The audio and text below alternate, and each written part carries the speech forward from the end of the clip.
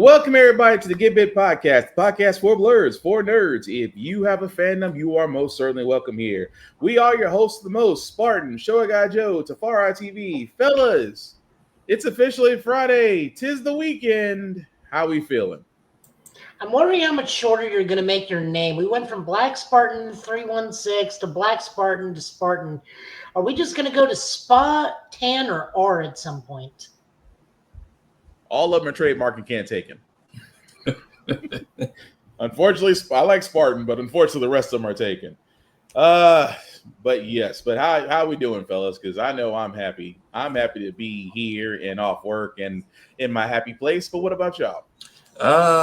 Battlefield beta is fun if you can get in and it's not chaotic. Although it's an EA game, so half the time I can't tell if it's the server itself or my internet acting up because we are doing construction in the neighborhood again, which means somebody probably cut a wire they shouldn't. So I'm rubber banding regardless. Although it's EA, so if there's one thing they're good at, let you know that you're due on bills. But anyway, Joe, what about you? Do you hear 6-year-olds trying to curse? I was in a Latin lobby before we started the stream, so no. Okay, well then it's your internet. Oh, Lord. Now my iFunction, today is my Saturday, so I'm good. Good and relax. Good and relax is always a great thing. But as you can see, guys, we are a little bit on the leveled up side, so we do try to watch our language, but words do fly. At the same time, we do show trailers of video games and movies here that might be too intense for younger viewers. So viewer discretion is advised. Aside from that, welcome. Outside of that, guys, Evo just passed, and in typical Evo fashion, we got news near the end. A couple of announcements as far as new characters and releases go. This one we're going to start with Tekken 8 because, again, this should be no surprise. We knew he was bound to show up eventually. Who am I talking about? Armor King. But that's not the only surprise that we got from this trailer, but just stick around to the end. But pretty much, here's the king.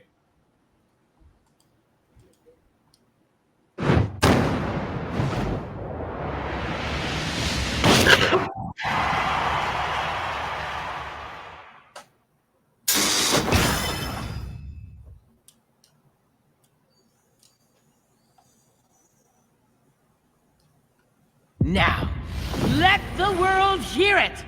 Shout his name! Thirsting for revenge, the jet black villain returns to the ring!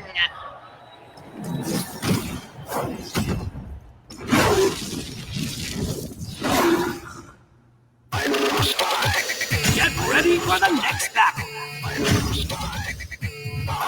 Tekken 8!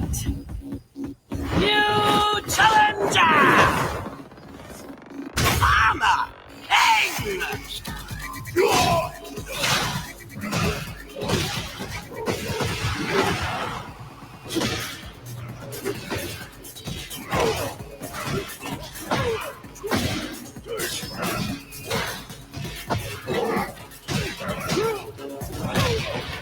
I'll show you just how scary boxing can be.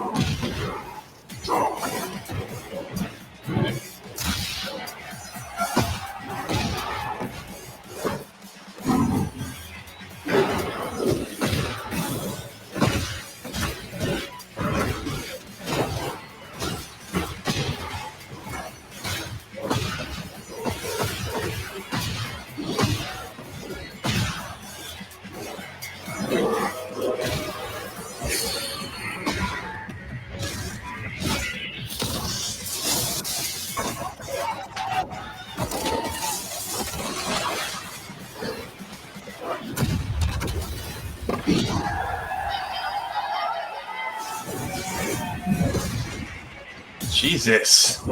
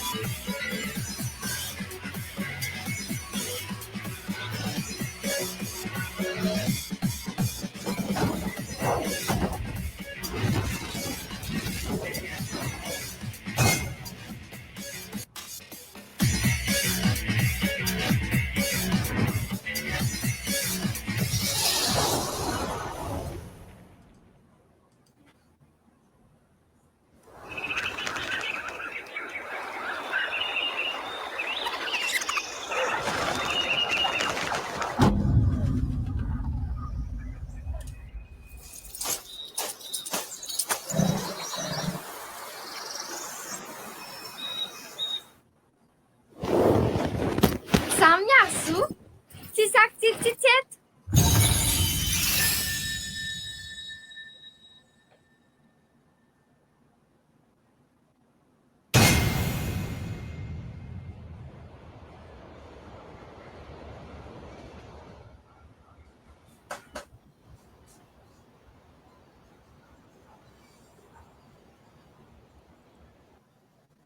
All right. So that was the trailer for Armor King's Tekken 8. As you can see, there was also the introduction of the next character. And I'm going to, how does the name pronounce, Joe? Because you're better pronunciation than I am. I'm gonna guess Mayari Zo. From Madagascar. So she is going to be the next one up. I believe they had her set for, give me 1 second. Yeah, they had her Winter. set for winter. So we're going to get Armor King very soon. Early access October 13th, but for everybody else, October 16th. Again, not too far off from now. There was some slight controversy with this new character. I was gonna say, is this the one that Harada was going back and forth with somebody about like the age and the look? Pretty much. Well, actually, Harada did tweet recently that some of the characters had a issue. I sent you that tweet. Yeah, I got it. Give me a second. But the issue we're talking about is not that. The issue, as usual, is the community immediately sees Africa and does not understand that Africa is a large continent with a varying amount of people, a varying age and skin color. Okay. So when they, so go ahead, Joe. I didn't mean to cut you off. Go ahead. No, that's pretty much it. Just like everyone assumes Africa black as night, not accounting for every other variation of black person that exists. Which was initially the first issue that some in the gaming community had during the first of that. This other one, though, is trying to fix about character proportions. Again, I give Harada credit. He is trying to do what James Gunn does for the Dark Place and Twitter. He tries to address gamer issues and concerns as fast as humanly possible. So want to give the man credit. He's trying. That being said, there were some issues about character proportions, as you can see here, that they're trying to fix the asymmetrical problems. So just like you see here with Asuka, it's just trying to make it more realistic is what he's getting at. So they're hoping that it gets fixed in the next patch. But again, I'm not nitpicking because, again, bugs happen. Being in the IT world, bugs will happen. This is nitpicking at least, but at the same time, he's trying to correct it. But what were you gonna say, Joe? Oh, I was gonna say, especially people were very mad about Asuka because Asuka is kind of akin to Mai Shiranui for reasons. Mhm. It has been for a while, but like the new update made her less Mai. Yeah. But that's that's the reason. Like again, we're trying to make this we're trying to, like I said, get a bit of fun place. It's just that with gamers, some do take it too far. Look, again, there's diversity in many other countries. It's not Africa's not just all black people. I mean, there are other ones out there, but at the same time, fellas, it's not that deep. Just going on with that. But Especially considering Madagascar is a mixture of Asian and African descent majoritively. yep, So you're going to get everything under the sun. you're basically getting the And melting. African is also like a not bizarre, but a unique blend of like India, Middle Eastern mixed with African also. But you're getting it. Well, basically, you're getting a diverse melting pot is what you're Yeah. getting. So Yeah. that's what it all comes down to. But again, it's not that deep. Also from Evo, we did get another clip from the new Virtual Fire project. Dear Virtual Fire project, could you please give us a longer trailer? And what I mean by that, y'all, is that well, this won't take very long.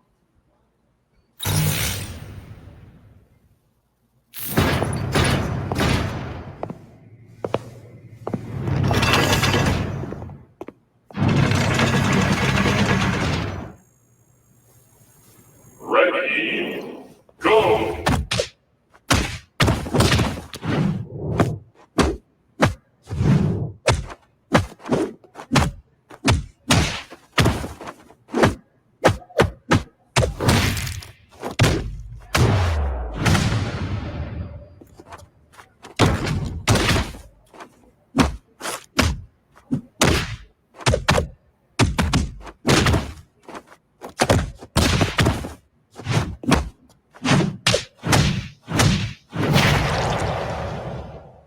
Okay.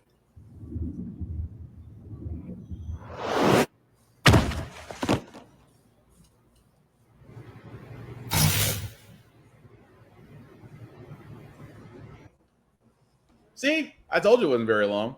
But that's what they showed at Evo 2025. That was their first look at combat. And I'm just gonna let this thing play and just be on the solid side. We will get more information at Tokyo Game Show, which is not too far off from now. But overall, again, Virtua Fighter, I'm looking forward to this. I like the fact that we're seeing more of it. Again, if you never played Virtua Fighter, it is probably the most I won't say pure combat because there's counters, there's dodges, and there's attacks. But it's hitting, it hard hits, almost like DOA. But again, this is pretty much what we're getting right now. Of course, I am not complaining if they're really working on the fight mechanics, and this is what we're getting. I can't wait to see a full-fledged, really a lot more in-depth video outside of showing us the fight mechanics. But hey, not complaining because right now the movement looks smooth, the hits look bone crushing, especially that one where old boy lost a tooth. But as you see right there, I do like the fact it's all fluid motion, and I cannot tell you what engine it's running on right now, but it looks smooth. I got no complaints except for, again, Sega, could you guys give us like a longer trailer or other characters? I mean, I'm not complaining, but I can only assume we're going to get a bigger view of this at the Tokyo Game Show this year. But fellas, what do y'all think? I'm guessing this is their training stage or the practice stage. Yeah, probably. I'm also curious if every finisher or the end of every fight is going to be a cinematic, or that what's all just flair for what all was just Evo flair. That's what makes me think, because Evo is the place where you want to get it, where you want to garnish attention, and if you want to put eyes on your project, that would be it. But Joe, what about you? I mean, the trailer does confirm Sarah Bryant, so now we know Wolfgang and Sarah Bryant and Hobo Akira is in the game. So Yeah. unless this isn't Akira and this is like his master or something. Solid tech demo. I could spot it a couple times where the collision wasn't quite there. Uh-huh. But other than that, looks good. Looks nice. Virtual Fighter's still a thinking man's game because you only have strike, kick, guard, and throw. Yep. Actually, I don't even think you have kick. I think it's just strike, Yeah, you got guard, kick. and You have kick. punch, throw, guard, and punch, kick, guard, and throw. Yeah. Yeah, you're right. So, That's all you got. thinking man's game. But no, like I said, as a person that loves fighting games, and I keep hoping for another Killer Instinct, or I keep hoping for another integration of fighting games long gone. I welcome this with open arms. But like I said, Tokyo Game Show, which I think I gotta look that up. When does that occur? I want to say winter, but I could be wrong because I know we're in August now. So unless it's October, November, am I wrong about that, Joe? End of September. Okay, so we're not too far off. So yeah, end of September is where we're gonna hopefully see more information on that. But so back because we forgot to talk about, is Armor King actually like a canon character, or did they just make that Yes. up for? Okay. So one of the Armor Kings was Marduk because he was just doing it as a favor to King. Original Armor King trained this current king, and then he died to Ogre. We do not know who this Armor King is, though. Right. Okay. It could be Tajiri, but Tajiri's a very small Japanese man, but he's got the poison mist down. So I mean, poison mist down to a T. I was like Eltimo Dragon and Tafara and not Tafara. I almost said your name, Tafara. I was thinking of the wrong wrestler. Oh, I was thinking of the wrong Tajiri? wrestler. Thank you, Tajiri. I was thinking of him. Because Asuka was using poison mist when she was a heel. Yep, and when she was Kana, I forgot. You're exactly right. But yeah, it's gonna be interesting to see Armor King. Like I said, I was an Armor King fan. I never mastered him to the point to where you can just disrespect somebody from linking 8 moves together. I have never mastered that, but was always a fan of people that can do it. But it's gonna be interesting with him in Tekken 8. Although again, Mr. Harada, you don't gotta give us Waffle House. Give us Huddle House with different colors. We'd still be happy. That's all I'm saying. You don't gotta do the yellow and black, but we'll know what you mean if you do that stage. But come on, the easier name would be Hey Hachi's Hotcakes. Hopefully it's not trademarked. You might have gave them an idea. You might have gave them an idea. I hope it's not trademarked. But Street Fighter 6 also has a trailer as well. We actually got to see our teaser trailer for Viper. And if you haven't seen it, here it is.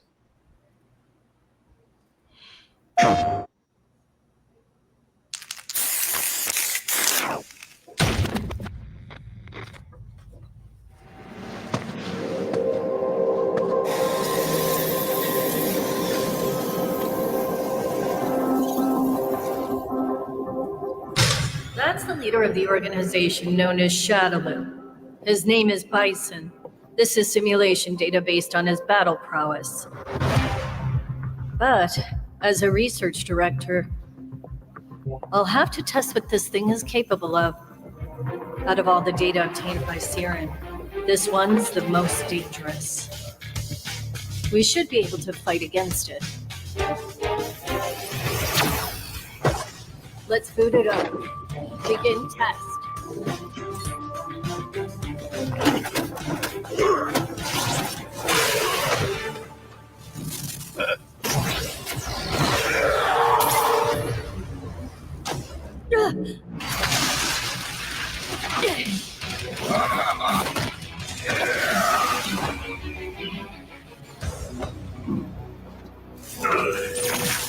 Nice work.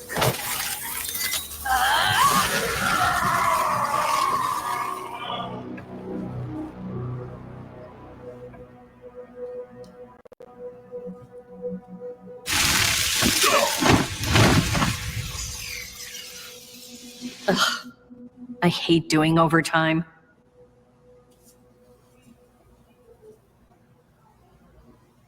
All right, so that was the trailer for Sea Viper. Well, the teaser trailer, I should say.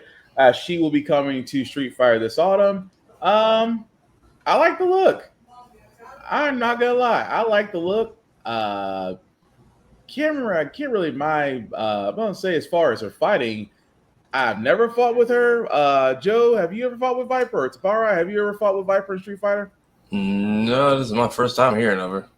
Yep, I used her a little bit in Street Fighter 4, where she was. She only really had like 3 moves. Hopefully, this means they changed her playstyle a little bit, and she's like a mobile grappler like Laura. If not, I'll still give her a shot. She'll be like the first new character I've bought since Mai. I mean, I dig her redesign. I like the fact that she is very similar to Vanessa from Yeah. King of Fighters, Yeah. where she is like a legit businesswoman who with a family at home, and this is just her job. Yeah, I can see that. But that's going to be interesting come autumn to see exactly where she falls, because we know there's going to be a fight scene with her in it. But yeah, still should be pretty cool. Also, this was actually a surprise as well from Guilty Gear Strive that they're actually getting another playable character, and it's Lucy from Edge Runners. And if you haven't seen Edge Runners, again, available on Netflix, highly recommend you should watch it. Kind of gives a different story of a different person in Night City. But again, if you still play Night City, if you're like me and Joe, you constantly play Night City. But Lucy is one of the characters from Edge Runners, and she's the newest character in Guilty Gear Strive. And here's her trailer.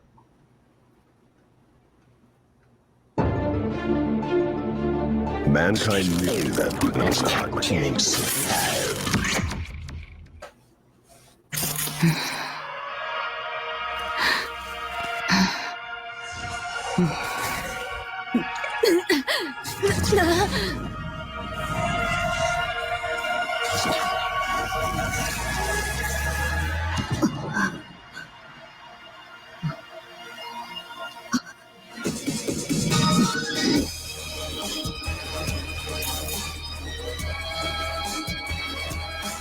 This is some seriously odd shit.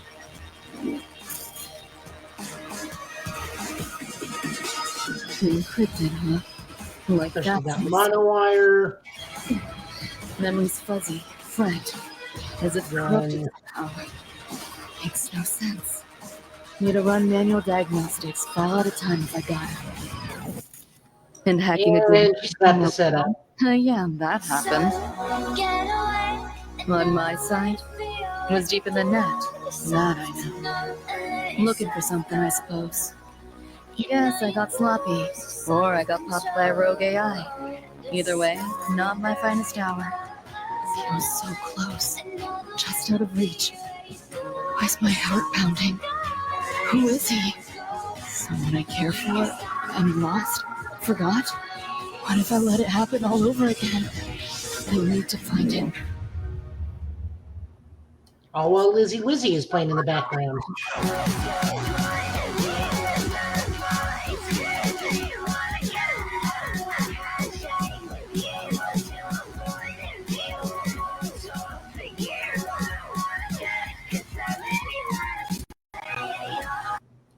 I'll be honest, that's pretty freaking cool. But as you can see, guys, that was the Lucy trailer for Guilty Gear Strive. Lucy, again, from Edge Runners. As you can see, they are including really a lot of Cyberpunk 2077 into this, as well as her hacking abilities. I was trying to get to where it actually showed the screen, but I might have blown right past it. But I'm liking the fact they are keeping the whips involved, that she does, there we go, that she does actually got the abilities. As again, if you... Conclusion. Right. That's an actual thing. Energy siphon, algorithm malfunction. That's not a thing. That's not a thing. Right. Resistance glitch isn't a thing. Pass by is not a thing. So they are just renamed from some of the stuff, with the exception of Contagion. Yeah. So it is pretty cool that they are including these things. Like I said, for her, I guess for her fighting style, because well, she is a net runner. But no, I'm digging this. I really do like what they did with her character. It almost makes you do want to fight with her. But if you are interested in obtaining Lucy, she does become available August 21st.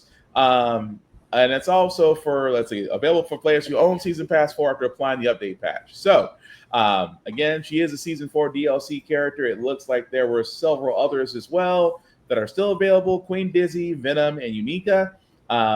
I'm going to be honest, I am so behind on Guilty Gear Strive, but I'm definitely going to get back into it. But fellas, what do we think? Ed Runners has a season 2 coming out, right? Yeah, new story. I need to go ahead and watch the first one finally. Then I guess. Yeah, because it's going to be a new story following a new character. Okay. Wait, do you mean the new season for Guilty Gear anime or new season for Cyberpunk Edge Runners? Ed New Runners. season I didn't for even Edge know. Runners. I didn't know Guilty Gear had a show too. Yeah, Yep. Guilty Gear shows where Queen Dizzy and Unica comes from. Yep. Okay. And I found that out today on Crunchyroll, and I just added it to my watch list. I haven't had a chance to watch it yet.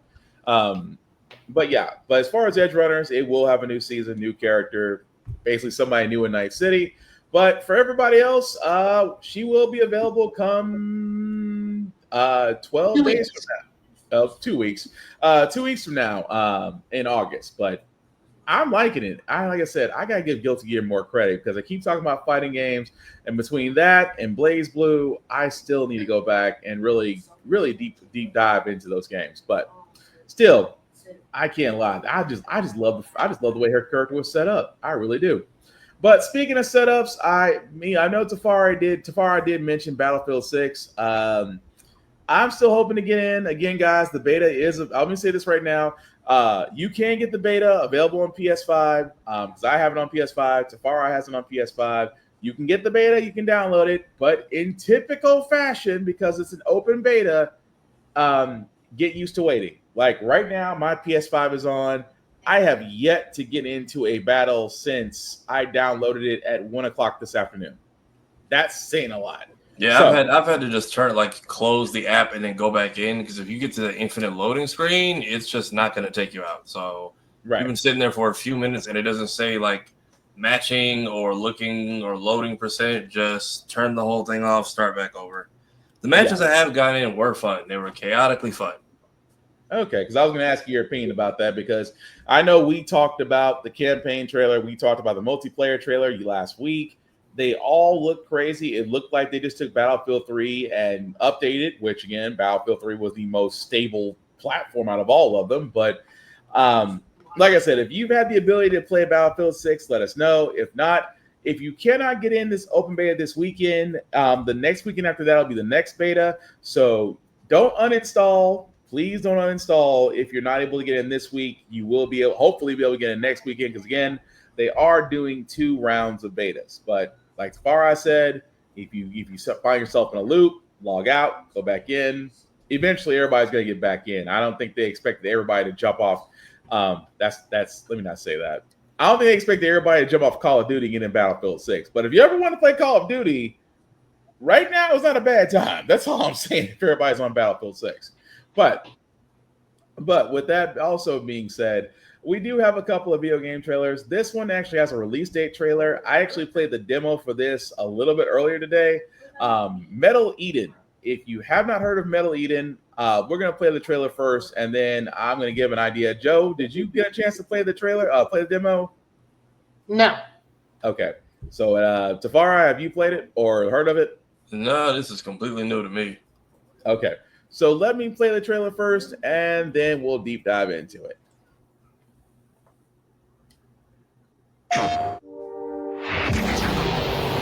Mobius is sick now. It corrupted the other engineers. I warned them of the erosion. Couldn't you help it? They didn't see it until it was too late.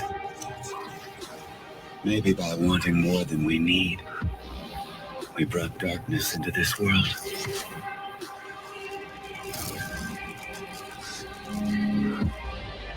It's time we drop these inferior shells. Release ourselves from the chains that bind us. I remember you. What you did. They messed up your mind. Don't let them keep doing it, Asuka. We can make things right. I'm afraid your time is up.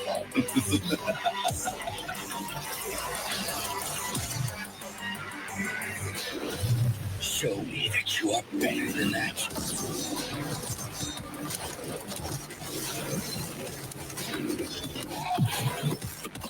I'll bring it to whatever end.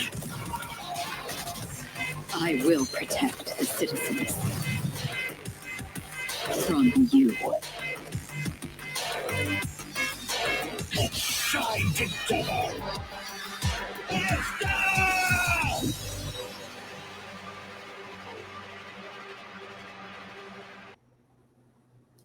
All right, so that was the trailer for Metal Eden. As you can see, you can wishlist now. There is a demo for it on PS5, which I downloaded and played a little bit earlier today. Really, in my opinions, it's not bad. It does play like Ghost Runner. Now, if you play Ghost Runner, it has the same principle, except instead of a blade, instead of melee, you do have shooting and jumping and dodging, and it's all freeform. Now, again, if you are used to Ghost Runner, you're going to love it. If you're not used to it, there is a little bit of a learning curve. At the same time, with the demo, and I'm just going to go and say this now, there is some audio bugs, aiming issues, which I know that I'll probably be fixed in the final product. But honestly, after playing for a few hours, because the demo is fairly long, you get about 4 or 5 missions to really play. I do like where the story is, where you're basically a rogue AI is basically fighting against multiple AIs. And I'm not going to go too far deep into it because I don't want to spoil exactly the main character that you play. But I would honestly give this a shot once it comes out. But from you guys, I know from Joe and Tafara, you guys watching the trailer, what did you guys think of it? It's very much giving me like a more futuristic version of Doom.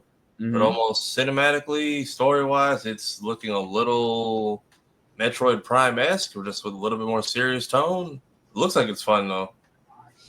Oh, it definitely is. Like I said, I just can't go too much into it because I want to spoil it. But Joe, what do you think? Is it a hero shooter? Is it a multiplayer shooter? What? Hero shooter. Oh, within hard pass.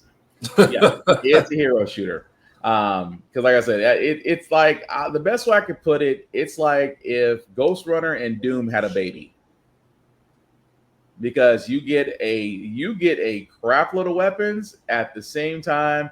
Like I said, with Ghost Runner, it's that free form. Like a lot of people don't like fluid games, I guess, does that make sense? Like it's all motion based. So if your eyes can't keep up with it, it's like your reaction time slower. Like I said, it's kind of like Ghost Runner. It takes a while to get used to, but it is fun to play. But I'll leave it at that. But moving right along, before we get into Kamen Rider and again also WWE and the fact of what they're trying to do to us as subscribers, we do got a couple of things from Nintendo's Indie World showcase that did happen this week. There were a lot of trailers for indie games. 2 of them that stuck out that got me and Joe's attention. I'll start with the first one. This one is called Mina the Hollower. Joe, any background you want to give on this, or should we go ahead and play the trailer? I think the trailer pretty much tells itself. I just know it's made by people who made Hollow Knight, and this is kind of like their Legend of Zelda. Cool. All right. For everybody else, here's the trailer for Mina the Hollower.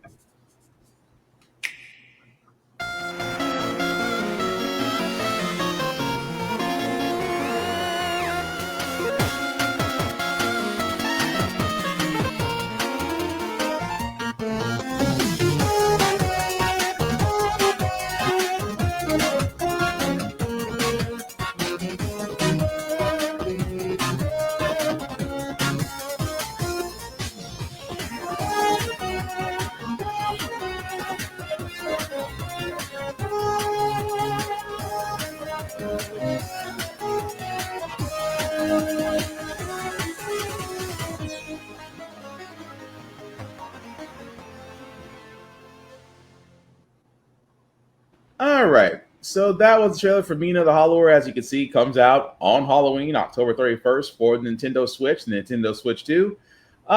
Looks pretty cool. It definitely does give me Legend of Zelda, Castlevania vibes, but I'd give it a shot. Kind of reminds me of, more Zelda with the adventuring, but the art and the character reminds me of, what was the one where there was like a dog in a night costume that was out for like the Sega? And then they made like Rocket Knight Adventures? Was it? And then they made like 2 sequels that didn't make any sense because they went in like 2 different directions, and it came out. I think it's Rocket Knight. I think you're talking Rocket Knight. Let me see. I want to say Rocket Knight Adventures because you said a dog. You said a dog in a helmet. Yeah, it was Rocket Knight. Yeah, Rocket Knight. It's giving semi-Rocket Knight vibes with the more old school Zelda type of 2D pixelated adventure. Yep, but it definitely does look fun. But Joe, anything else you want to add to it? No, I look forward to playing it. Sweet. I mean, I looked at it too. I was like, when I first saw the trailer, I'm like, oh, this thing does look really cool. I'm actually digging that. But yeah, comes out October 31st on Nintendo Switch, Switch 2. The other game that we do got is called Well Dweller. This one caught my attention just because of the artwork. It does kind of give, again, in the same area as Shovel Knight, Hollow Knight, but it's different. Kind of gave me a Souls. It kind of gave me a Midnight After kind of feel to it. But I'm let the trailer speak for itself. This is Well Dweller. I've got to let him pronunciate.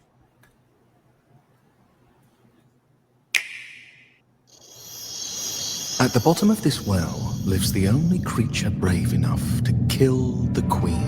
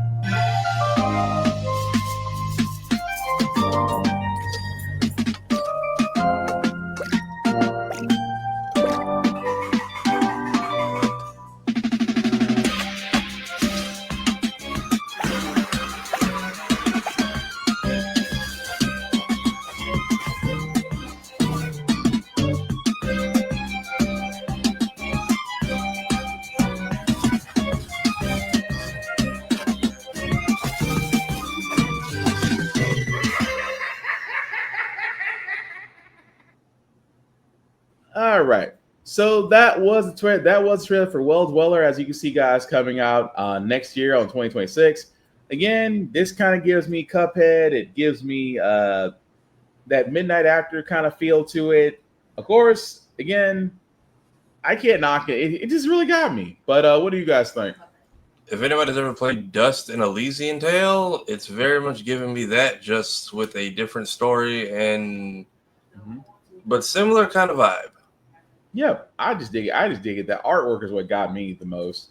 But the gameplay does look great. But Joe, what about you?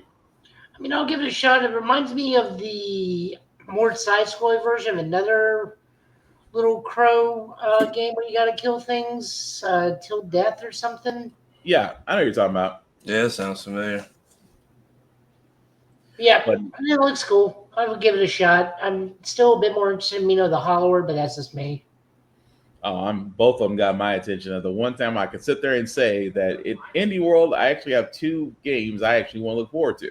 But again, more than other games out there in Indie World that did cover, it was almost 20-minute presentation. But like I said, not knocking the other games. Those were just the ones that caught our attention. But Capcom Fighting Collection, they have a title update trailer. And this one's actually pretty cool because of everything they're giving you. And it's free. But if you haven't seen it, here's the update for Capcom's Fighting Collection 2.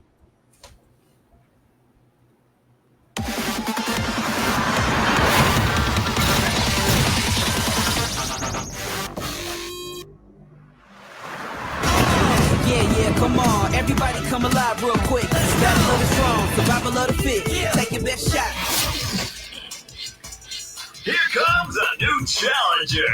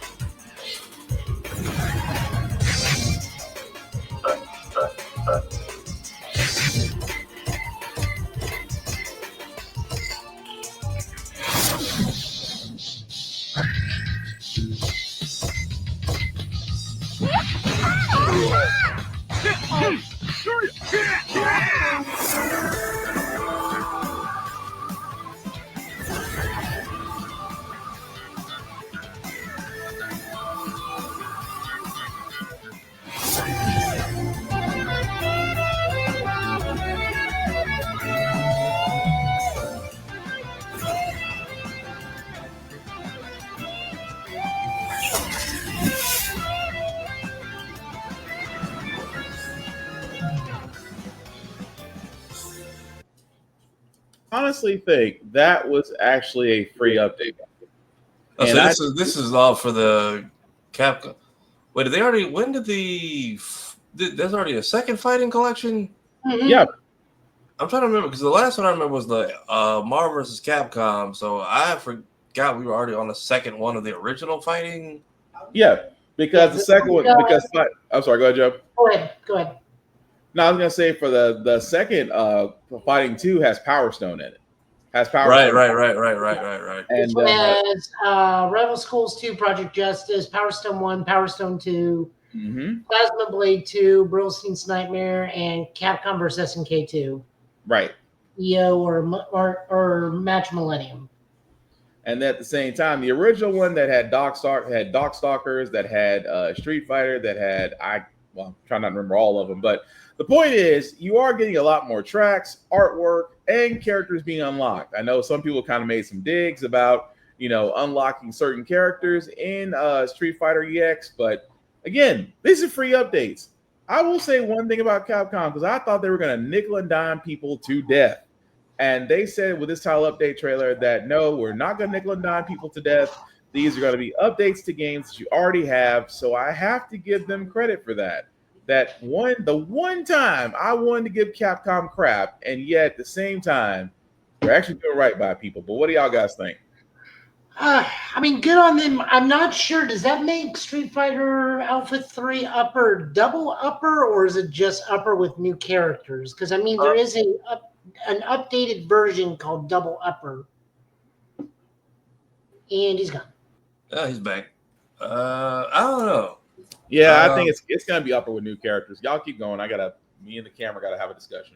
Okay. Yeah. So then what y'all? So we have the 2 Power Stones, and then what other games are involved in this one? Rival Schools 2, Project Justice, which is the upgraded version with more characters and everything. And then we got Plasma Blade 2, same reason why it's the second one. That gives us more characters and better balance updates and whatnot. And then Capcom vs. SNK 2, which is the big draw.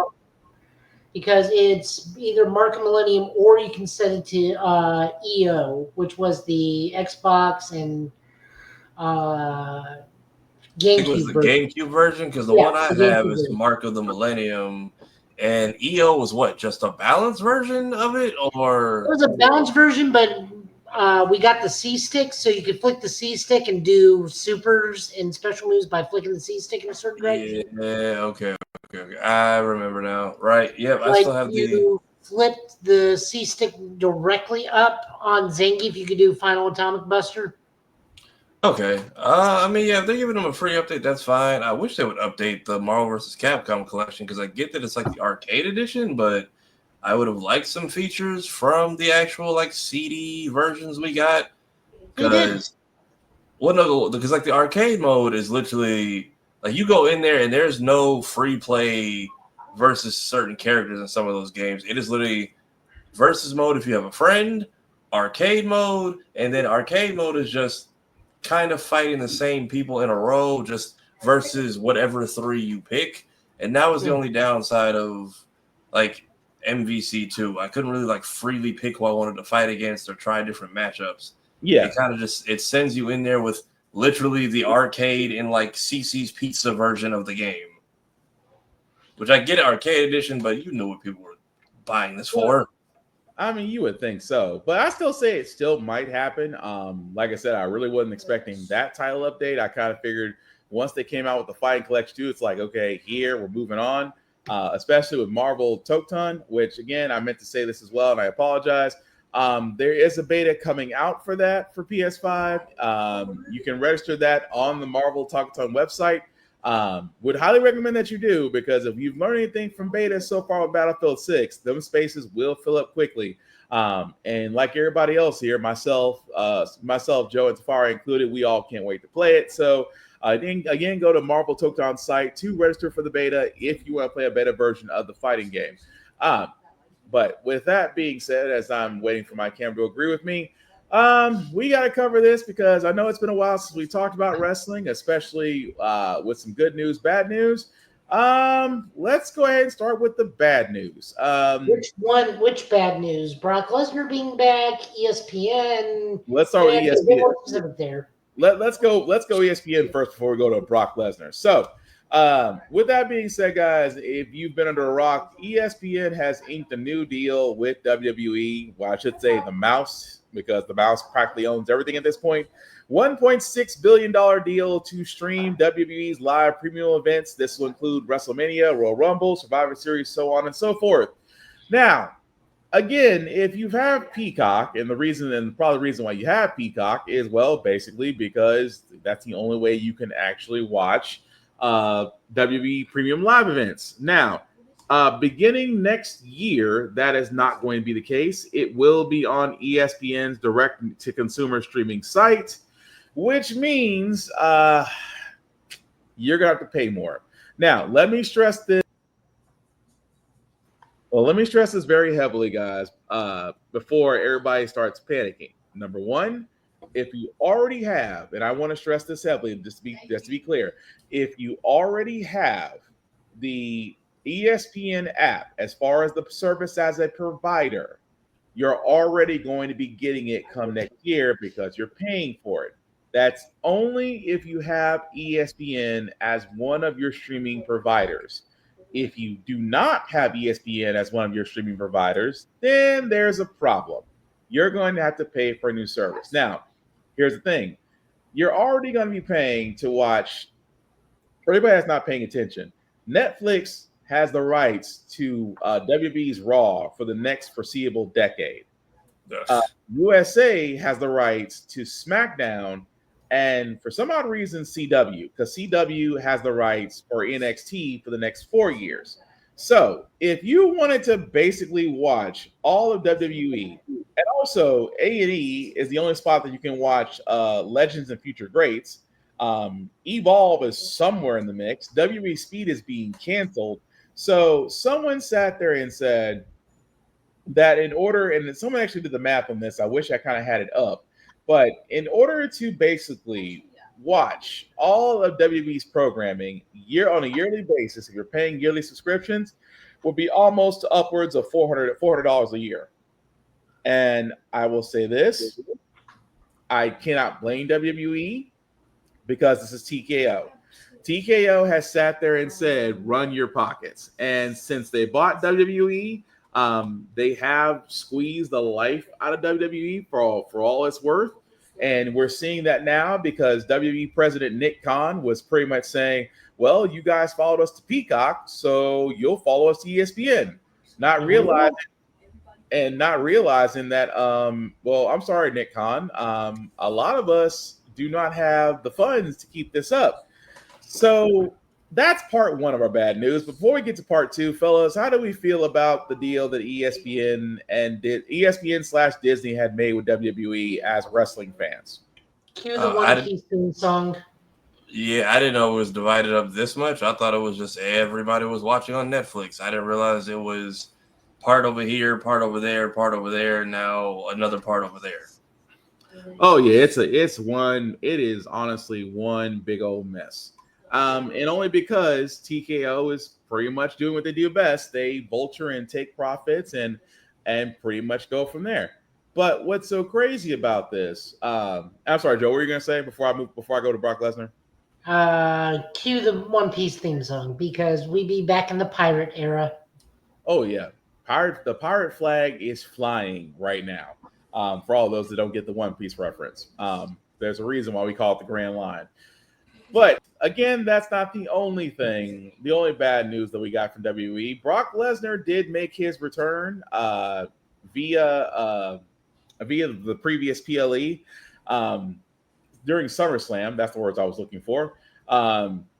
Again, we're trying to keep this light, but Brock Lesnar was involved in the Vince McMahon lawsuit. We won't go into detail because, again, it is a very graphic, very detailed, very disgusting lawsuit involving a former employee, and that Brock Lesnar was named in the suit. This did keep him out of WWE for quite some time.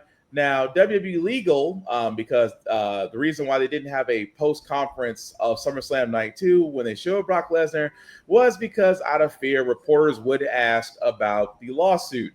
Now, WWE Legal has claimed that they had done their research and because of that said that they saw nothing wrong with Lesnar, which gave the okay for him to be at SummerSlam and eventually at Raw this week. I'm going to be honest, to not, again, go too much into detail about the case. If you're attached to this case in any form or any way, I still think it was bad on WWE's part. Not because Brock Lesnar is not a bad draw. You know, nostalgia seems to be where creative is going right now with the WWE. I don't think it's a great idea.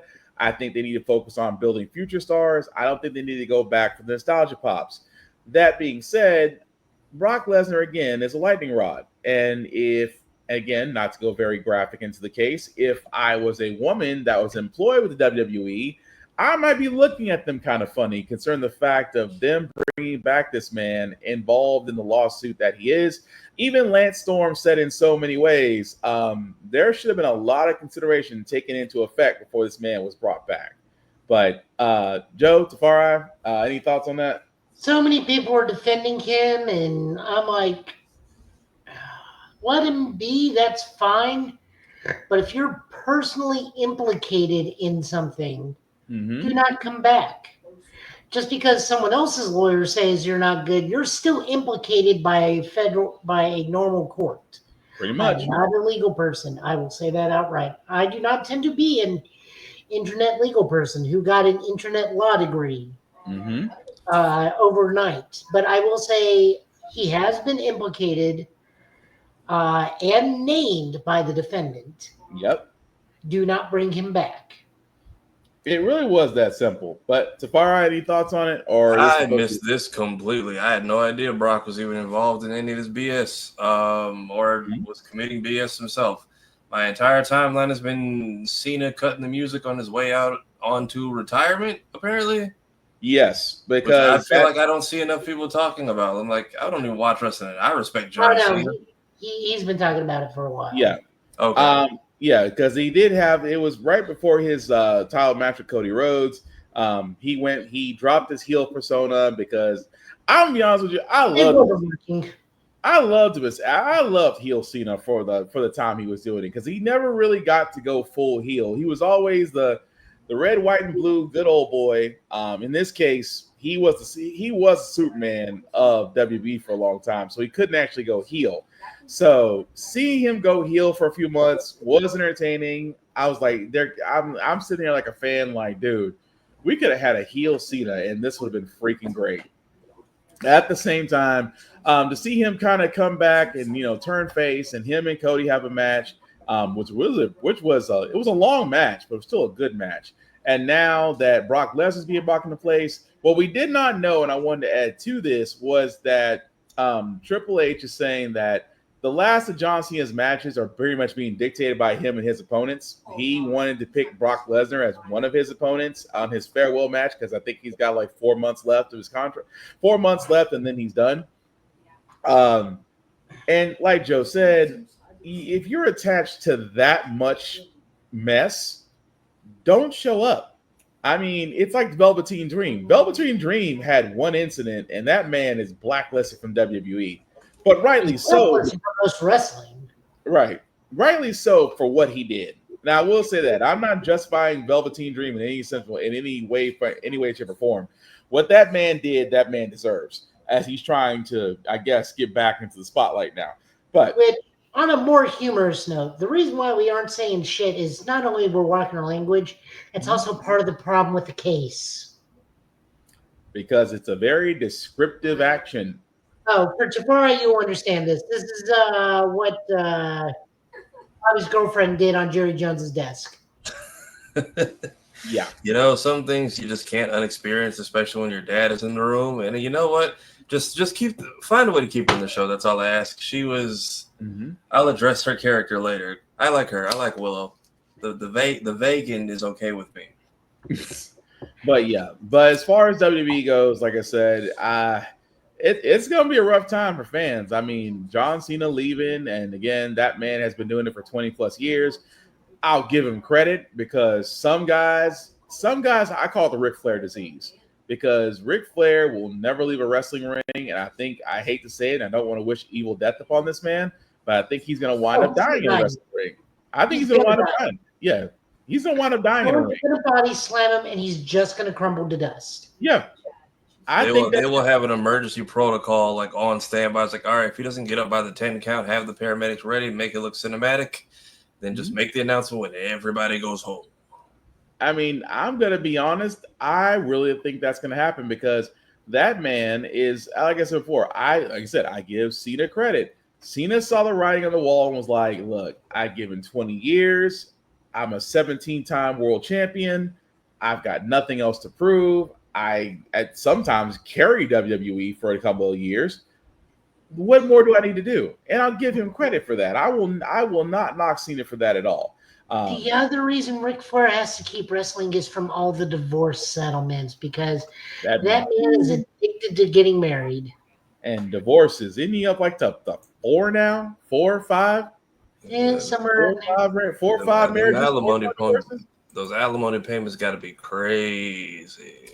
I'm saying, but no. Again, hats off to Cena. Much respect for being retired, for looking forward to his retirement. Looking to see some matches. Not looking forward to Brock Lesnar. I mean, there's other people you could have picked. I mean, CM Punk is right there, and you could have always fixed that issue. I doubt they'll bring Edge in because Adam Copeland is happy at AEW, so I doubt that'll ever happen. But then again, who knows? But like we said, let us know what you think about WWE and their decisions. As we said before, they're not very on the bright side. But speaking on the bright side, who knew Power Rangers would make its way into Fortnite? And again, with Fortnite, guys, let's be honest, collabs happen all the time.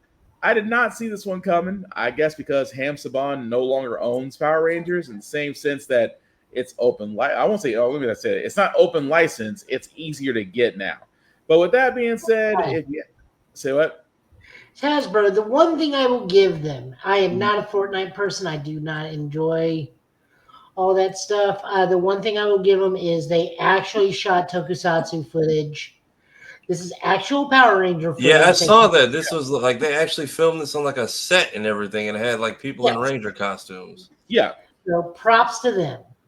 Well, also, Tommy's in there twice because they have both the Green and White Ranger. Yeah.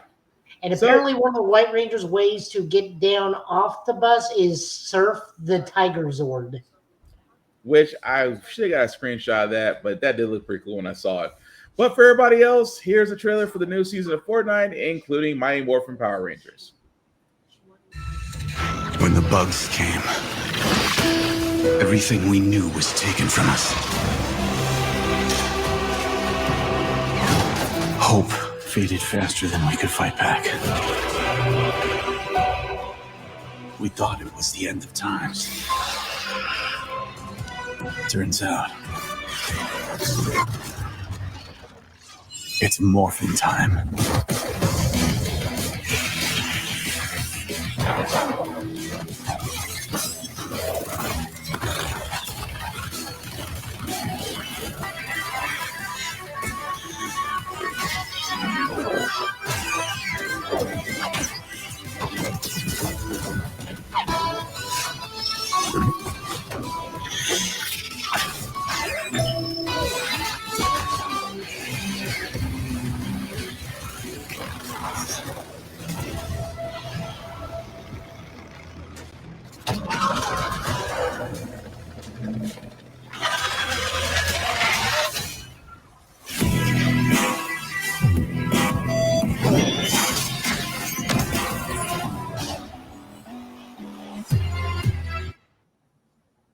All right, so that, guys, was the trailer for Fortnite's next season, Shock and Awe.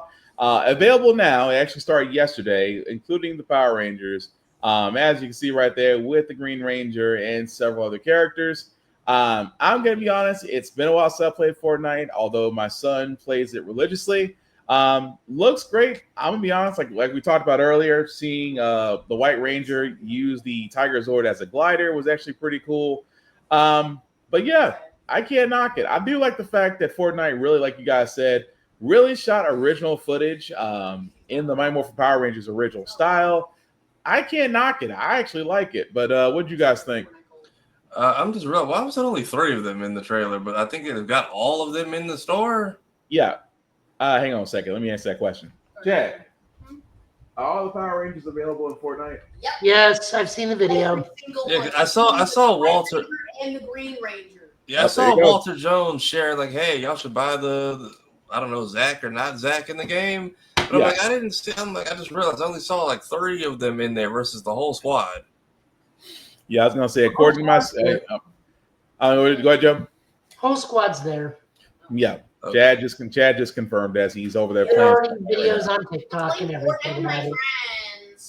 Yeah, it's just I just wonder why they weren't in the promo, because then like what was it, red, yellow, and blue we just saw, but then they got Tommy on the poster. I did think that was kind of odd, but I guess that's the way they wanted to shoot it. It's called budget. Y'all y'all have no budget. Are we pulling a Deadpool? They can only afford 3 out of the 5 Rangers. We can afford X-Force, but not the real ones. Nice. If you were going with guns, you could have just gone straight to SPD. Although SPD is my favorite. SPD and Ninja Storm are my favorites, but I digress. But my favorites are here because most of them are Japanese. As long as it's not that creepy one I told you about that gives me nightmare fuel. You're gonna have to be a bit more specific there, Chief. Railroad. Tokuger? Yes. That had some of the best monster designs, the best theme song. And those outfits will forever haunt me. I got the Tokuger changer and gun sword. As long as you don't have the helmet, I'm good. I like to sleep at night. As long as the rails actually move. Blue's signature thing is he adjusts the rails on his helmet. They are a loose thing. Thanks for that, Joe. Which, by the way, since we're talking about tokusatsu, I naturally segued into Kamen Rider Zets for this. Oh, I have it queued up. I was in there waiting. I didn't know where you were going with it. I was like, are you trying to go into the next Kamen Rider? That being said, here's the trailer.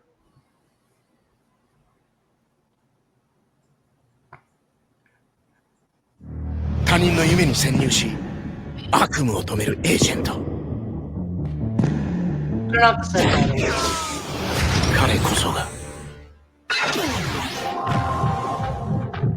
on it. Impact. Not seeing that. Henshin! Kamen Rider Z!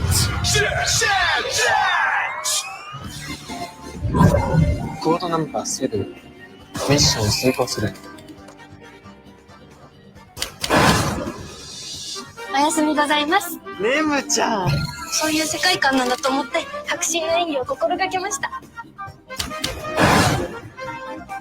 いつまで寝てんのよ。逆に感心するよ。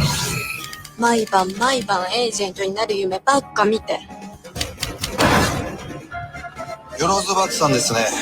この世には未だ解決されていない不可解な事件、ブラックケースが数多く存在する。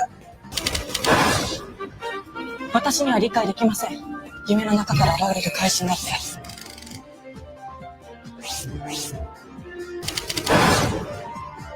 心の扉のありかを突き止め、ナイトメアを止めろ。それができるのは説だけだ。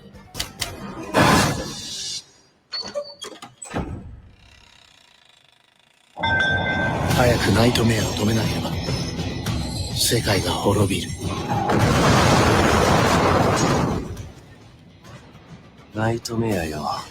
さあ、世界を悪夢に導け。明晰夢の力が使えるのはお前だけだと思ったか。心の扉を開けたとき、悪夢は始まる。悪夢なんてこの世からなくなればいい。だから、お前を倒す。さあ、セツよ。ミッションを遂行し、悪夢を打ち破れ。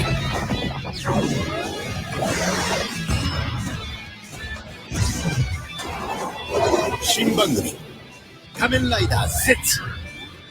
9月7日日曜午前9時、熱心スター。My bad. I was trying to find subtitles, but I don't think it had any for this one. But Sarah I have all the information pulled up. We're good. Go for it. So our main character is named let me pull it. Baku Yozuru. Yorozu. There we go. As you can see in English, his catchphrase is spoken in plain English of "I'm on it." So the whole thing in Kamen Rider Zets is he is fighting nightmares in people's dreams. So this is kind of like Kamen Rider Inception. Okay. So in reality, see, crisis involving monsters known as Nightmare in a Dream. Baku obtains a Zets driver from an organization called Code, and that is sending him instructions in his dreams, and then he begins working as Kamen Rider Zets. Personality-wise, he's a pretty much generic, normal dude who is just kind of, run-of-the-mill, but in his dreams, he has lucid dreaming, so he can make himself into the invincible agent. He also has... Hey, Demo. Kind of shame it didn't come as popular as Power Rangers. Yeah. Well, not on the U.S. side, but on the other side, it's popular. It's getting there. The other thing about him, and with a lot of the characters, is he has a name etymology that deals with sleep. So his first name being Baku, that is another name for a yokai or a spirit that feeds on nightmares. Okay. The next girl they put in the trailer, whose name is Nemu. She's a popular idol in the normal city where everybody is. But as she's so frequently everywhere, she shows up in everybody's dreams in whatever state they dream her in. And she tries to stick around and stuff. And what she matches with sleep is, in Japanese, Nemu comes to the Japanese word sleep, or Nemuri. Huh. But she appears in everybody's dreams, though. Yeah. Because she's such a prevalent idol. Huh. Okay. She's always on everybody's mind. Gotcha. Okay. Yeah. Next up, we have Minami Yozoru, which is Baku's younger sister, who is a normal member of society. She is a talent manager. Okay. She believes a regular life is just a good key of good health. Her job requires her to work early mornings. She has no idea about Baku's actual being a Kamen Rider, so while he's asleep, she just wakes him up. Okay. She has no real name etymology dealing with sleep. She's one of the very few. Okay. Interestingly enough, this is going to be the first time we deal with the police directly since Kamen Rider Double. So first up, we met Tatsuya Fujimi. He is working as assistant inspector and a section chief of the Tokyo Metropolitan Police Department. He's working as an assistant inspector of the Public Security Bureau's of Mysterious Incidents Division. So he gets put on all the black unsolved cases. His name, the first part, Tatsuya, is a homophone for the word, also Tetsuya. The word used to be described for being awake at all night. And then his surname, Fujimiya, contains the word Fuji, which can be referred to Mount Fuji, one of the three auspicious subjects of Japanese first dream of the year culture. New Year's is very, very popular in Japan for a multitude of reasons. It's the first dream you have is kind of like what your year will be like. Yeah. And dreaming of Fuji is always a wonderful thing in Japan. Gotcha. Okay. His assistant is going to be Nasuka Nagumo.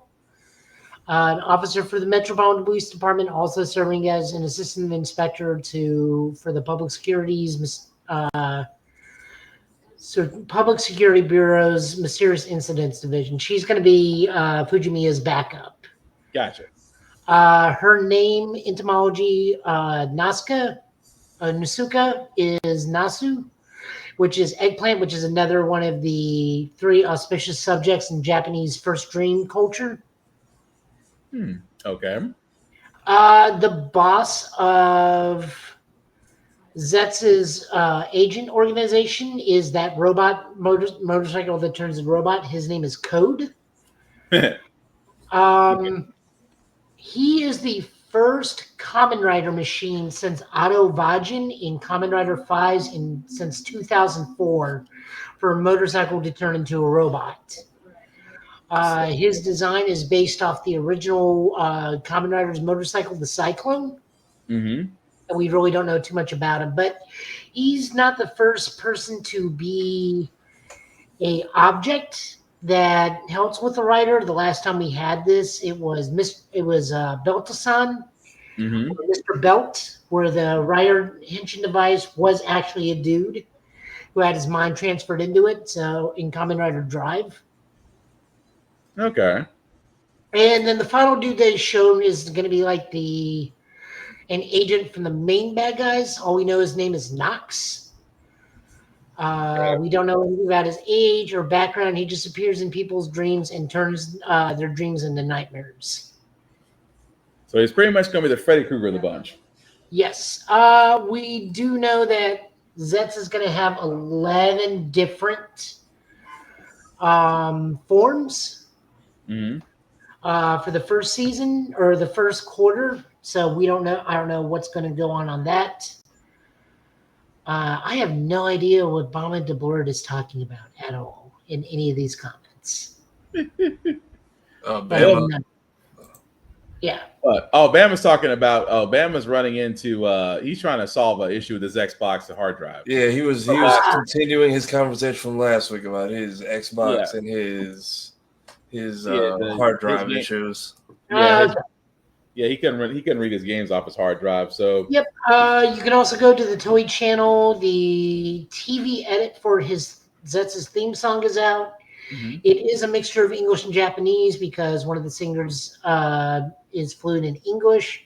The other reason why they're doing that is because we are getting this simulcasted, and there is already a functional dub. Supposedly, they're already up to episode 5 in the dubs. Nice. So we will be getting a dub. I don't know who's going to be in it. I would hope Johnny Young Bosch is in it. That way he can hit the trifecta. He's been a Ranger. He's been an Ultraman. We just need to be a Kamen Rider. Just to go ahead and complete it. Well, he's also been a frog. We can't forget that. You've never seen the old Power Rangers movie, have you, Tafari?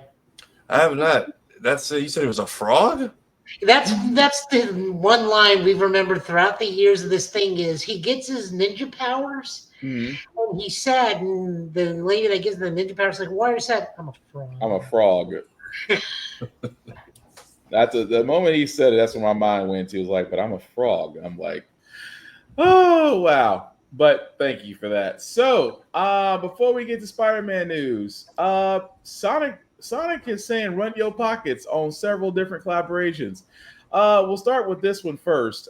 Sonic and Puma with kid shoes. As you can see right there, Sonic the Hedgehog will have a Puma collection arriving October 30th.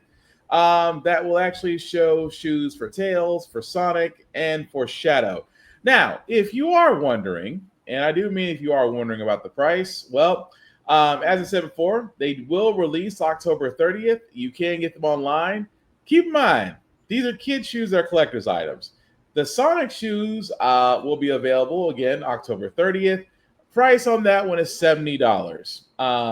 For the Shadow versions, will be $75. And Tails, if you do want to get the Tails collection as well, will also be $75. Now, do not get me wrong. I can understand a bunch of sneakerheads and collectors actually going for these. I cannot imagine paying anything over $50 on my kids' shoes to last 3 weeks. Although the shoes do look pretty cool, I will give it that. But Tafari, any thoughts on the collab, sir? I mean, let the kids have the damn shoes. Like, y'all should not be anything with a 2 or a 3 in the first digit buying these. Like, I need it for the collection. Like, the kids are gonna wear them. They're gonna all get beat to hell and go into a landfill like they should. There is no reason for anyone who doesn't have children to be buying these or not to be buying them for a child. There's nothing we can do with these. They're gonna be size like 4T and up. Also, Bama, $70 is reasonable for a kid's shoe? I guess for a brand shoe, because it is Puma. Like, if this was Payless shoes, like Cat Williams said, for $70, you can get the Batmans, the Robins, the Pokemons, the Digimons. Right. And then when you burn all those out and grow out of them in a month, we can come right back here and do it again for even probably less money. I'm just saying, I'm not trying to knock it. Okay, the designs are cute, but $70 freaking dollars? I mean, what I paid for these damn shoes I got on now. I'm like, good freaking grief. Actually, I love my kids, but these, if you're gonna buy these shoes, these are kind of you setting these in a glass case and saying that you did it. Oh wait, I don't know what you're waiting for, Bam. You already threw it out there. Listen, my shoe, the shoes. Damn, my shoes are on sale right now for $40. I might need to get another pair. Never mind, these are the kids editions. Where are the grown folks' feet?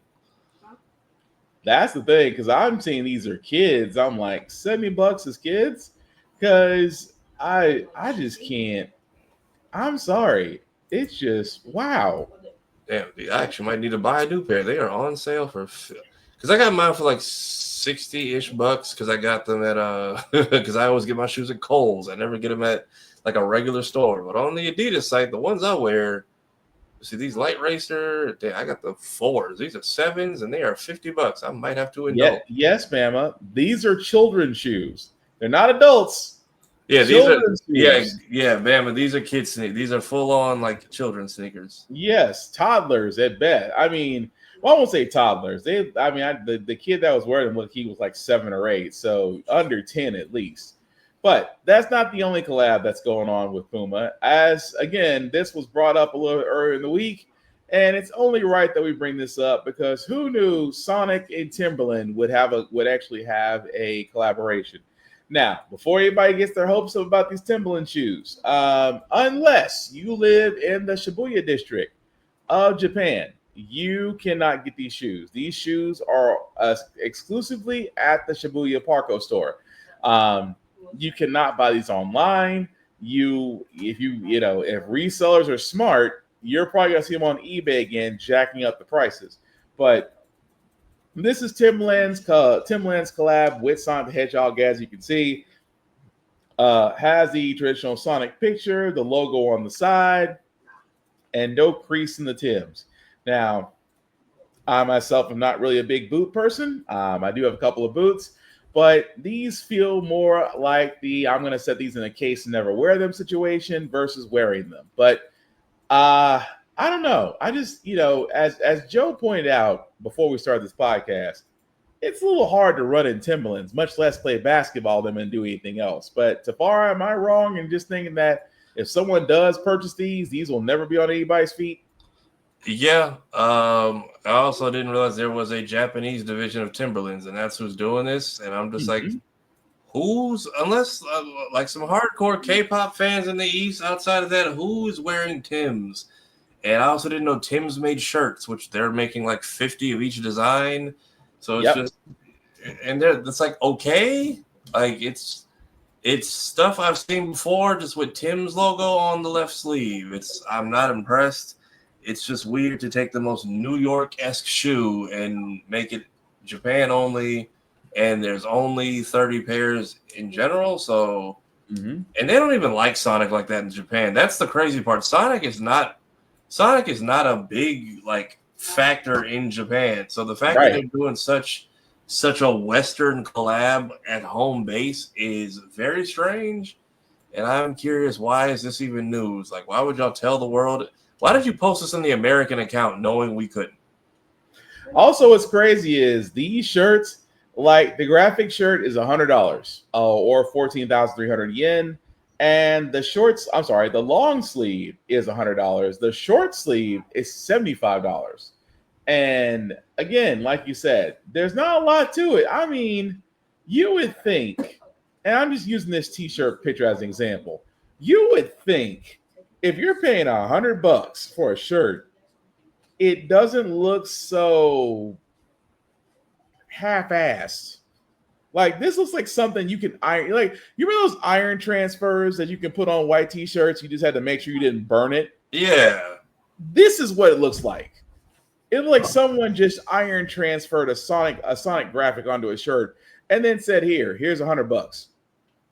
But where you saying, Bama? I'm sorry, what are you saying beforehand? Now these were adults. Yeah, they would be $40 or $50. No, if those shoes were adults, Bama, they would jack up that price at least a $200 Yeah, range. so some branded Tims, you're paying triple digits, at least $200 for that. That's not including shipping. Right. I think the Adidas collab, not the Adidas, the Feelers collab was like, I think 110. Well, hang on. Let me see if I can find my invoice. Hold on.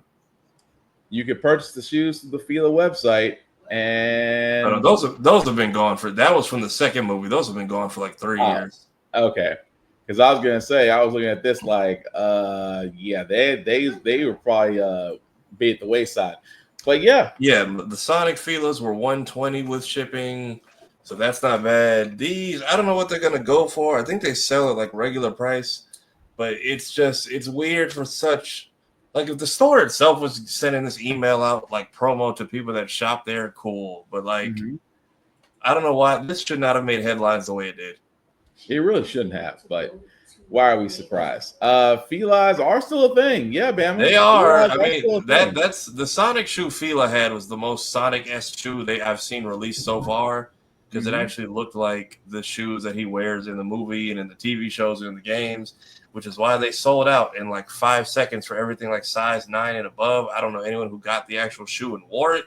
I got a pair of 4s just to be like, hey, I got a pair of them that I'm never going to use. So pretty much. But yeah, Joe, we were just talking about the Sonic collab shoes and the fact that the prices on them. Anything you want to add to it? Or wave at it as it passes by? Do you do more damage when you throw Shadow's shoe? Damage to your wallet, maybe, because I mean it's technically metallic. But if an abuela throws that shoe, does it deal more damage? Probably, because you can get the boost on it off the vents on the bottom. Shoe show. Oh, you still have a shoe show in your area, Bama? Because we used to, but not anymore. I know exactly what he's talking about. That was Payless when Payless decided to take a vacation. But anyway, let us know what you guys think. Like I said before, these collaborations are nice, but being local and like Tafara said, Sonic isn't really that much well liked over there. And for them to actually do a localized collaboration, that didn't make any sense. But hey, check eBay. I'm pretty sure we're gonna see a lot of them come out over there. Just saying. Probably it's. I don't know. And then if you see the kids' shoes, leave them alone. Let the children have it. Let them get their it'll be October. Let them get their mid-fall back to school shoes. Yeah. Although again, $70 for a kid's shoe. Gee, Christmas. Anyway, Spider-Man, brand new day. Let's get to the casting before we get to the multiple shots of the suit. Yeah, we've all been casted. We have seen more of this movie than any other Marvel thing. It's not even leaks. They have the entire city on set with them like on a daily basis. Pretty much. That being said, we do know that this guy right here, who will be playing Matt Gargan, Michael Mando, forgive me, will be reprising his role as the Scorpion in Brand New Day. He did actually let that go as a confirmation post under his IG.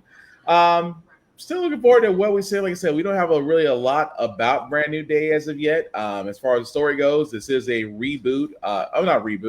A relaunch of Spider-Man post the Homecoming trilogy, and the fact that he is starting from scratch without tech, new suit. People don't know who he is. So, and without an Aunt May, because spoiler alert, if you didn't see No Way Home, Aunt May didn't make it. thanks to William Dafoe. So we do know that he will be cast in the movie. This one, I see. Here's the thing I got to bring back. We did find out the Incredible Hulk, Mark Ruffalo, will be joining Spider-Man joining Tom Holland in A Brand New Day. I got questions about this because I don't want to make it feel like this is a red herring. Like we're only going to see him for like 10 minutes in the movie, and then they can sit there and say he's in it. But do we think that Mark Ruffalo is going to play a bigger role in Spider-Man Brand New Day, or is this just a one-off cameo? He runs into him and keeps it going. Go ahead. No, go ahead. What you got, Joe? I am wondering if they're going to do the big scene from the comic books, where after Pete deletes everybody's memory, he runs into Hulk, and Hulk is like, Banner forgot. I never did. Yeah. It would be interesting if they did do that scene, because for all those that don't know, that was, as Joe had visibly described, Hulk never forgot who Spider-Man was. So it would be interesting to see if they do that scene. Like I said, we don't know a lot about Mark Ruffalo's position in this story because, again, this is where Peter kind of goes back to ground with a new suit and things of that nature, which we'll get into momentarily. Yes, you're right, Bama. Michael Mando did play Voss in Far Cry 3. Yeah, okay, that was him. So yeah. So supposedly, and I don't know how much like traction there is behind this, but this is supposed to lead into Hulk World War Hulk, apparently. If it does, I mean, I know it's leading directly into Doomsday, but there's supposed to be like World War Hulk, where it's the Hulks dealing with the multiverse of Hulks, and like one of them supposed to be Maestro, supposedly, and Eric Bana's Hulk is supposed to be Maestro. Interesting. Yeah, Hulk.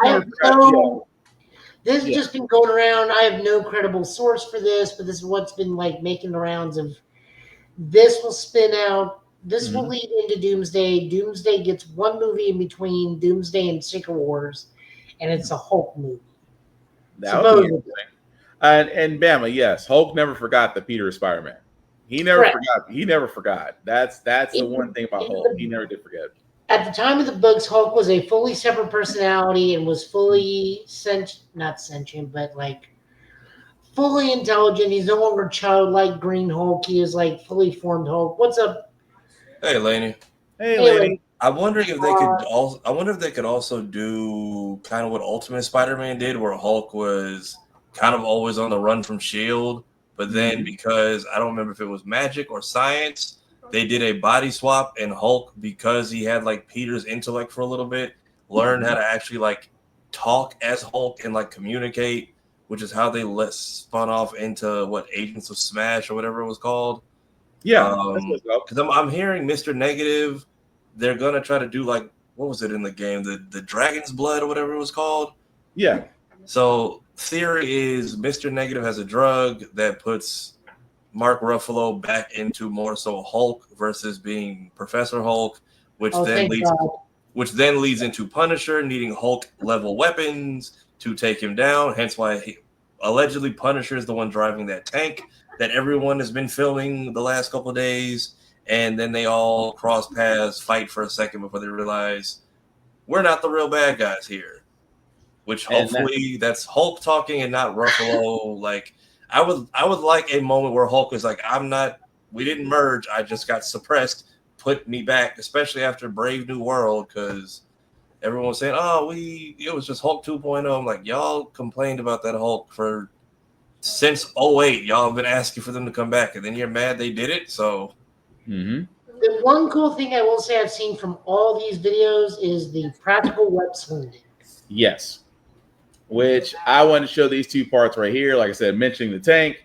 As you can see, Tom Holland's, or I should say, his stunt double in the red and blue on top of the tank there. Also, the practical, which Joe had pointed out so eloquently. Like, I'll just mute that because there's no point in showing the sound.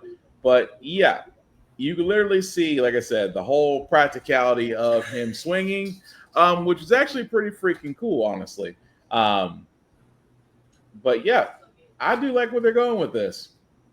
But I do like and I know one of the directors said like, oh, they feel like practical web swinging feels silly. But I'm like, I think if it's done right, which once we see this in post, I think it'll look fine. Yeah. I don't know if this was a test shot or how serious they're going with it. I mean, I do like the fact because you got the cart right there. You have multiple camera angles up at the top, so they are definitely doing their due diligence here.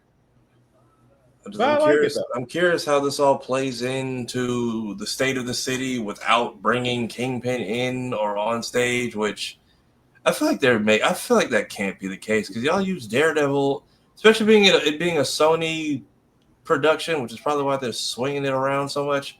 Like y'all use Daredevil in No Way Home. I don't see why Kingpin couldn't be shown, if not at least name dropped in this movie, because I feel like it might be. You never know. Might be. I feel like starting off that street level rivalry would be a great point to do that.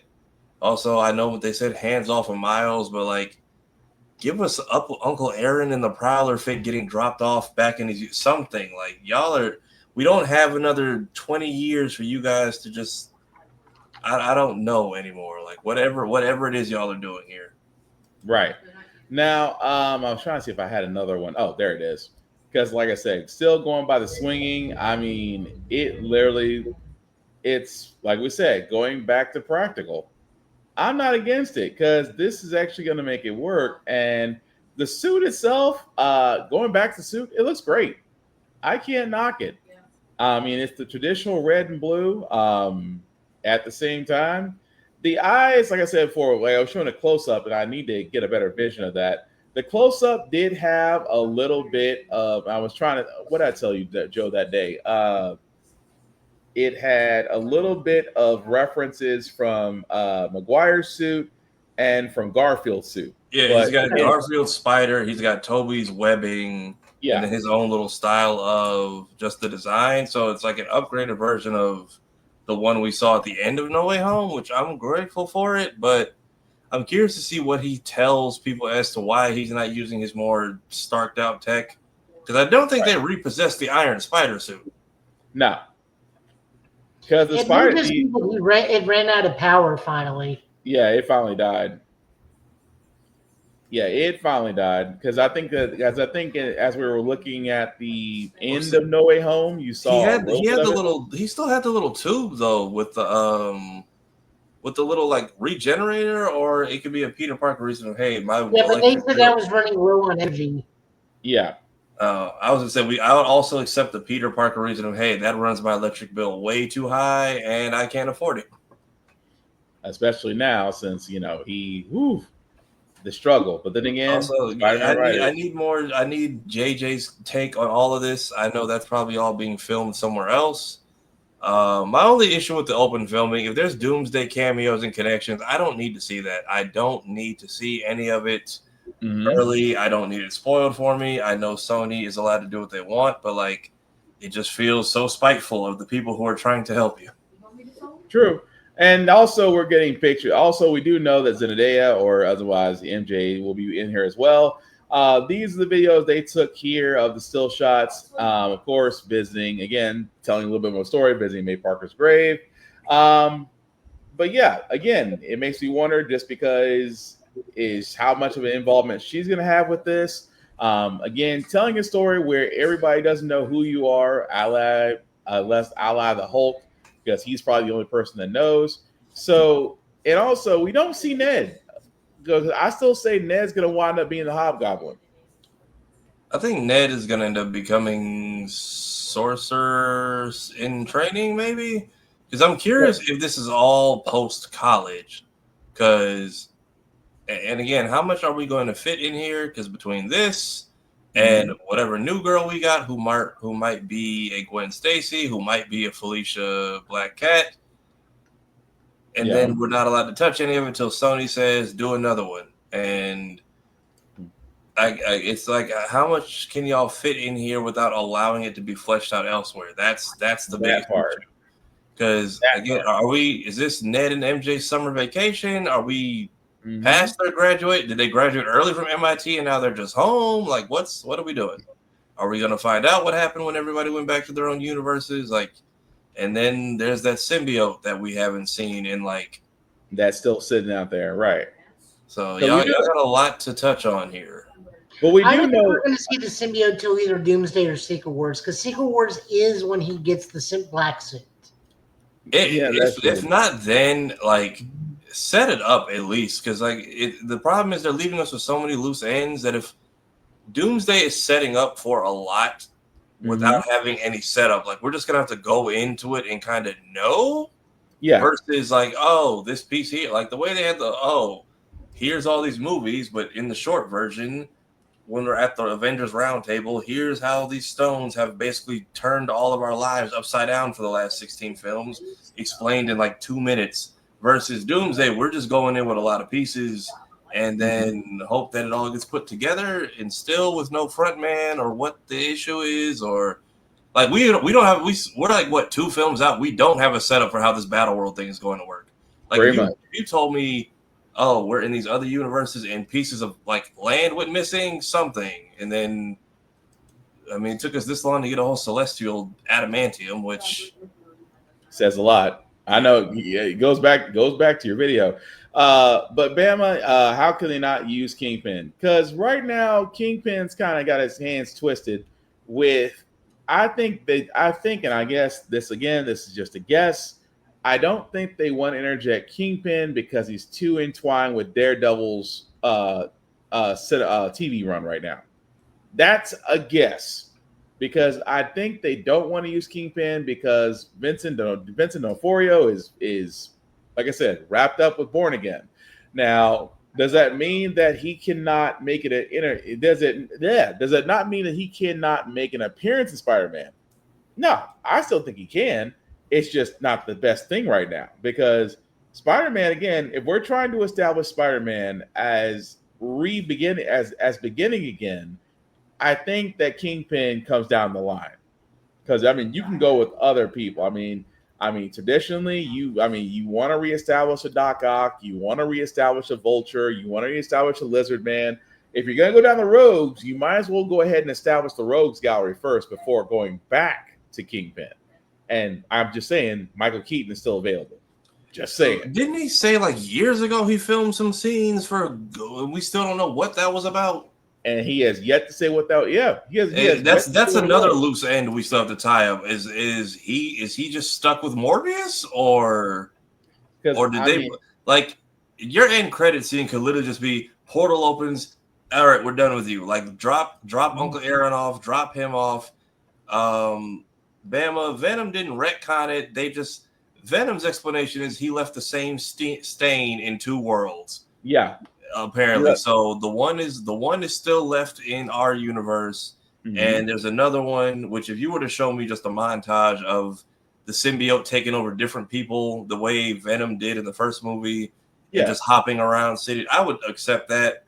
I feel like you could also tell this story via like J. Jonah Jameson because he was cool to have in the last movie, but I feel like they tried to set up him and Spider-Man's rivalry, but it didn't go anywhere. Very much. Because even when he showed up at the apartment, it's like, now I've got you. I'm like, cool. We saw Spider-Man get jumped by like 6 people. What did you get exactly? Like, not a goddamn thing. How are we blaming him for this? And we saw it, and then he's the one who called the cops. Technically, Aunt May's death is on his hands. I think what you could also have just to tease one more day. You could have Mephisto show up just to be like, hey, we could undo all of this right now if you want to, and then have Strange finally come back and be like, yeah, stay away from that man. See, that's where I would sit there and say, instead of Kingpin, Mephisto, because Sacha Baron Cohen right now would be perfect for the setup in the Doomsday. He would be perfect because the thing about it is everybody kept asking for Mephisto to show up, and he finally did. And again, Sacha Baron Cohen is a great linchpin right now because Peter is kind of vulnerable. He's alone. Nobody remembers him. He saved the world multiple times, but yet doesn't get a thank you. And here comes Mephisto. What if I can give you what you wanted? What if I can give you exactly what you want? And just like Riri Williams, Oh, it won't. It'll cost you something, but you won't miss it. I could see that line before Doomsday and Spider-Man and Peter being tempted. I would love that because again, that kind of keeps us going till Doomsday. It really does. Yeah, all right, like we get it. Y'all want it. We know you're filming Spider-Man. Wrap this shit up. I don't need to see any more. Because I didn't even know that scene of him and MJ at the gravesite was a thing. Like, why are you even here? I don't think you would. You know nothing. You and May Parker interacted like all of twice. Yeah, but so and then we still have to see the effects of this memory wipe spell. Like they've got a lot to do. I know Tom Holland said him and Zendaya really like the script, so they have a lot to accomplish in what, like 2-ish hours. So yeah, God bless them. I don't need to see anything else. But at the same time, I will say this: you don't have to finish off the story in one movie. If Spider-Man is going to be in continuum up until if he's going to appear in Secret Wars, if he's going to appear in Doomsday, it doesn't have to wrap. Brand New Day doesn't have to wrap up a story. It can be the beginning of a new chapter. So we're going to see what they do. What'd you say, Bama? No, Peter, don't do it. Just ask her 616 counterpart. Fair enough. But I still say it'd be a great story. But Joe, anything else you want to add to Brand New Day before we? Are you good? No, I'm good.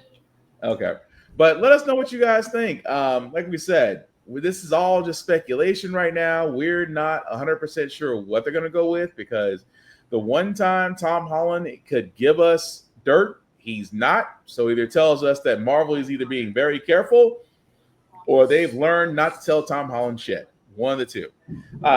But let us know what you guys think in the comments. So a couple more news bits before we get to anime reviews and comics. We actually did get another trailer for Ronin Warriors. Again, the reboot, one of my favorite animes, also known as Samurai Troopers. But we did get a new trailer for it, and I cannot wait. より深く助け生きてやら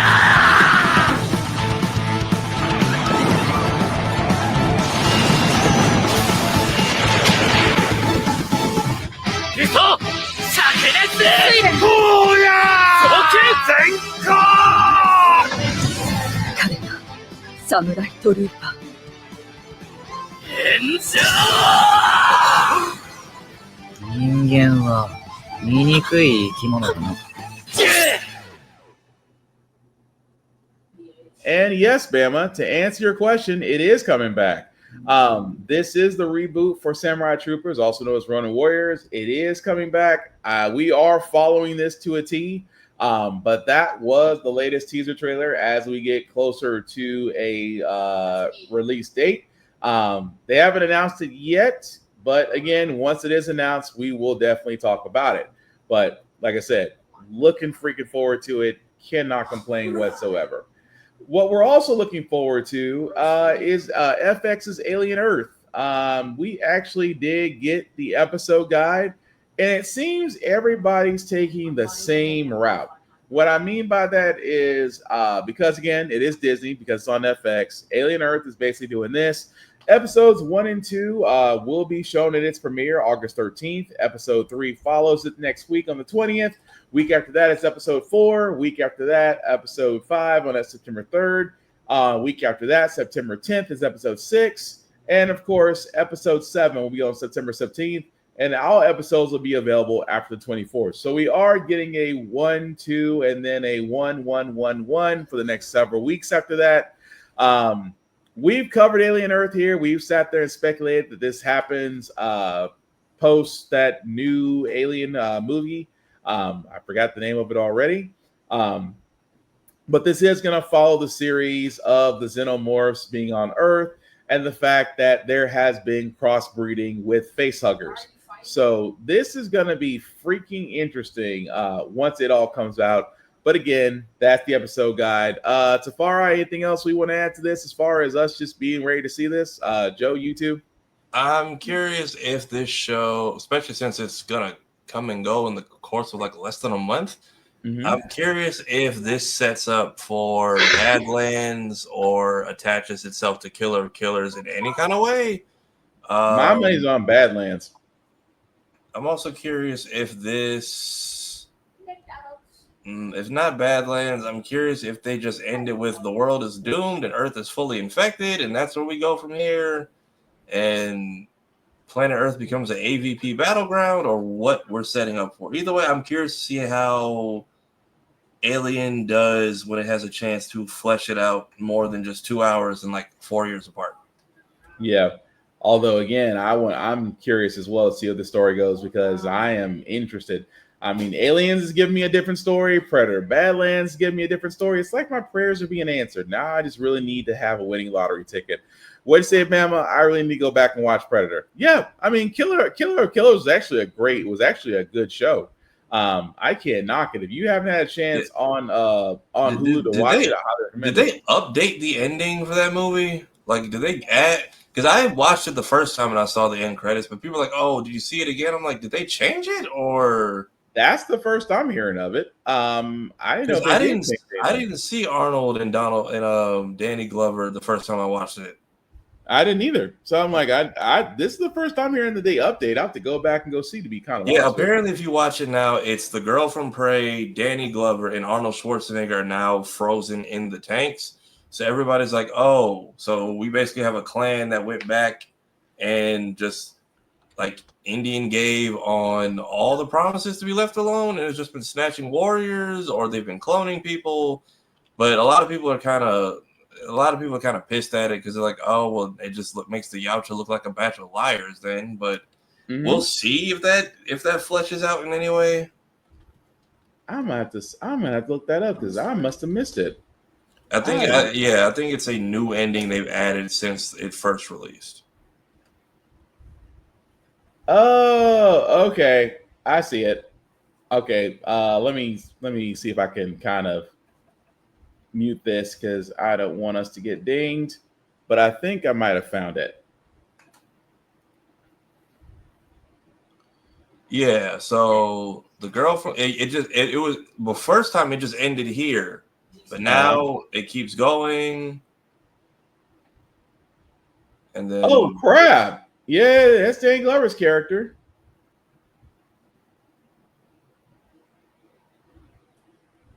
Yeah, there he is. So wow. Okay, so that's right. Dang. Yeah, so I missed it. people feel some type of way about this because it's like I thought everybody got to go on, but they've just been they've literally been frozen in time all these years. So it kind of, even though it kind of said that the Vegeta are kind of full of shit. That or this is a tribe that's gone against their off the deep end completely. I guess because I'm like, how in the world were you able to pull that off? And supposedly, like I said, oh wow, that is kind of messed up. But of course, it's canon. But we'll see. But again, Killer, I have to go back and go watch it to actually see it. But again, we're looking forward to Alien Earth when it comes out. Anime reviews. All I can sit there and say on my part is outside of the Rise of the Shield Hero, Gachi Yakuta, Kaiju number 8, Sakamoto Days, highly recommend watching all of them, especially Gachi Yakuta. It is picking up. Rise of the Shield Hero is definitely picking up. Kaiju number 8 was a nice episode. Sakamoto Days, still loving it. But the biggest one I got to bring up is King of the Hill. King of the Hill got my attention, and not only because Tafara really got my attention on that one, but the fact that I saw, and I brought this up in our group chat, Joseph Redcorn pulling a Solid Snake in a trash bag in one motion, and I mean it was smooth too. But so far, my King of the Hill, I'm about 4 episodes in. Love what they've done with it. The new person voicing Dale isn't as bad or as awkward as I thought it was. There's some slight variances, but still fun to watch. Bobby giving Hank a little kickback was interesting, especially because he kept on trying to force propane. But that's a whole nother episode. I won't go into it. But yeah, loving King of the Hill so far, and the fact that they are really making Hank wake up in 2025 is funny as hell. But that's just my anime takes. But Joe, Tavara, what y'all got? Same thing. Dr. Stone. I don't know how many episodes we have left of Dr. Stone, but the pacing is pretty good because we are already about to get to our big bloody conflict, which I'm excited for, and then I'm pretty sure they're going to speed to the end. Don Don's great. I still need to catch up on Sakamoto. I keep forgetting it's out. But yeah, King of the Hill. Because Joe was the one who told me. Khan's voice is the one I was just like, all right, this is not doing it for me at all. That was a little different, yeah. But like Joe was the one telling me, he's like, oh, we have a Asian actor, and I'm like, okay, I think we got an accurate actor. I don't think we got a Laotian actor because it is Don was going. Yeah, it's back. I forget what nationality Khan's actor is, and I get they're trying to be correct. But at this point, y'all could have got someone to do a more accurate depiction because Min sounds the same, all the other women sound the same. I don't know. It's a little different, yeah. I'll give you that. Yeah, it's a lot different. Like at least with Dale, you can kind of you can discern what is going on. And I guess Johnny Hardwick was sick, so. Yeah, so I know he was sick, so you can kind of hear it, but it's kind of hard to tell where old Dale stops and new Dale begins. Yeah, he does a good job. Hank, I'm glad sounds like Hank. I'm also curious about this timeline because if they've only been gone for 5 years and Bobby is 21, right? I'm curious to what they would have left when he was like a junior in high school. So I'm curious to like. What happened or where did he stay? Because the grandpa was still alive. No, grandpa was dead, but granddad died by the time the old show was over. Yeah. By the time the OG show ended, Dee Dee was remarried and Good Hank. Bammy, you got to watch it. It's actually really good. Yeah, you do got to watch it. Like Good Hank had a whole new stepdad, which apparently that didn't work out. Right. What am I trying to think of? I also did like seeing that. I was surprised they didn't bring the uncle up during the Japanese episode with the black Japanese man. Yeah. So I was like, why don't you just bring up like, hey, I have a legit blood Japanese uncle, so technically I'm allowed to buy this charcoal. And even if I'm not allowed, how are you in business? I very much love Connie. Not Connie. I liked I'm blanking on this girl's name. The vegan girl. Yeah, I know what you're talking about. I feel so bad because I've been saying how much I love her and I can't think of her name right now. I like Bobby's new girlfriend. I very much like having someone who called Connie on her bullshit. Because again, we saw we know how much a dick that guy Shane was from the original show. So like, why anyone is dealing with him in an adult age is shocking to me. Oh, okay, Ryan Chang. Is that who's voicing it? Yeah. That's what Bama says, Ryan Chang. Okay. Yeah, Chang is a dick. So why her and Connie even tried him and Connie were a thing? And yeah, so also Ted Wasana-san has a different I think a lot of the Asian cast outside of Min and of course everyone who had an age, I think Connie's voice actor is the same. Ted, no one really cares about. Ted's just a dick. Khan, my God, y'all. It feels like some of the vocal direction they were playing Russian roulette every episode and a different character called a bullet. Very much. I do very much like that the entire world is caught on to Nancy and John Redcorn because like even in the real estate ads, like so Redcorn's tapping that, right? Yep, that was funny. Everybody but Dale's figured it out. Ozempeg took a minute to get used to. But Joe, you were the one telling me they got an actual Asian actor for Khan now, right? I think so.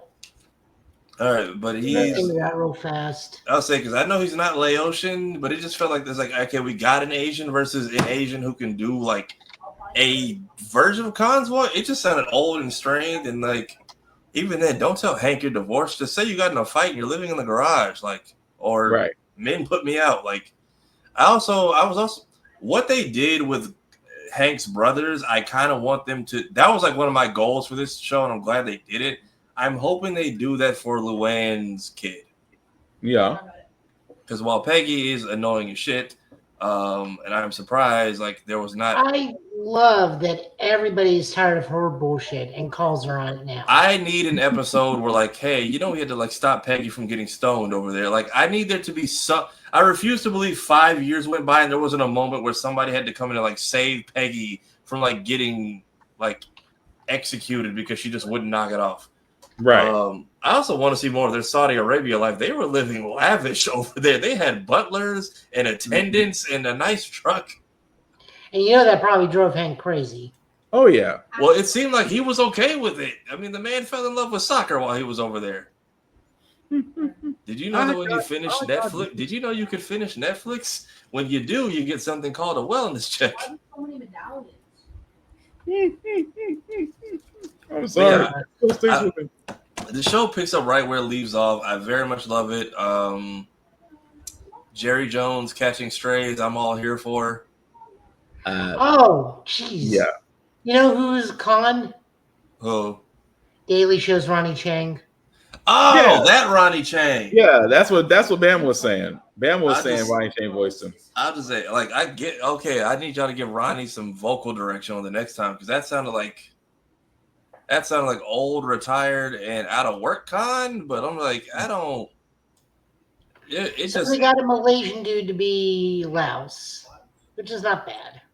No, it's not. But it's just like, all right, like A for effort. I need some direction being given for the next season because some of the characters were like up, like all over the place.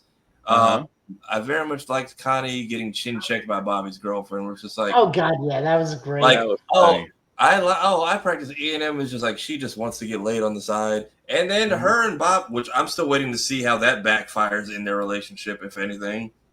Her and Bobby catching each other fresh off of one night stands. So awkward. But even then, it's like, hey, I went off the grid for 5 years. I'm like, I still need, and I get they had 10 episodes to see if this worked. I need to see like what happened during their teenage years. Like, did Bobby get sent to go live with Dee Dee, or because like they show him packing up and like moving off in like the opening credits, but Hank they would have had to leave like while Bobby was in high school. So I'm very curious. In the beginning, no, Bama. Bobby and Joseph live together, but they haven't seen Connie in 5 years, or I don't. He hasn't seen Connie. Connie just didn't keep up with Joseph because why? I do like adult Joseph. He's literally just teenage Joseph, just with the same antics. Like, but yes, the solid snake. He's so much worse. The solid. You know, as a white dude, there's things I can't even do for Halloween anymore. And the fact that the dude goes to correct him, and Bobby's just like, lets me know that Bobby's probably figured out the whole John Redcorn thing. Because even the thing with the horse, that was still funny. I was like, no, this is definitely Bobby's definitely caught on, and Bobby's definitely caught on to this because even he's now saying you guys should go hang out and ride horses together, not me. Still, but Joe, what about you? Any anime reviews this week? I watched anything this week? That's a good question. My Dress Up Darling is still fantastic. Just short version stuff because I don't honestly remember. I've been going to bed earlier, which is why I'm kind of fading it in and out on this one. Sorry, guys. My Dress Up Darling, still fantastic. God, I love that anime so much. It's like the best thing this season. In the Rain with You, we get another visit from the parents. The end of fall festival, I believe, or end of summer festival. They go to that. This is the one with the Tanuki. What's the other one I watched? Oh, Ruri Rocks. They go look for agate in the sea, rivers, and mountains, and they find I think platinum. And you get an interesting thing on the way to platinum versus other metals, and they show how mineralogists test the gravity of certain metals Okay. with each other, which is again just cool stuff. Okay. That sounds cool. Well, let us know what you guys are watching as well. As we try to do, we like to introduce anime that you may not know or just may have forgotten about, or just may need to give it a second shot. But definitely let us know in the comments. Fellas, any news we got left before we go to comics? Hey, Proud Family's back. Go watch Eyes of Wakanda. Stop throwing dildos at WNBA games, please. Please and thank you, because Jesus, that was not fun. Also, Eyes of Wakanda, still love how they did that. Won't say anything about it because all 4 episodes are connected, and I love the fact that what they did with a certain character. But again, you gotta watch it. Joe, anything left? Now go watch Proud Family. I just started the new season. It's fine so far. Nothing.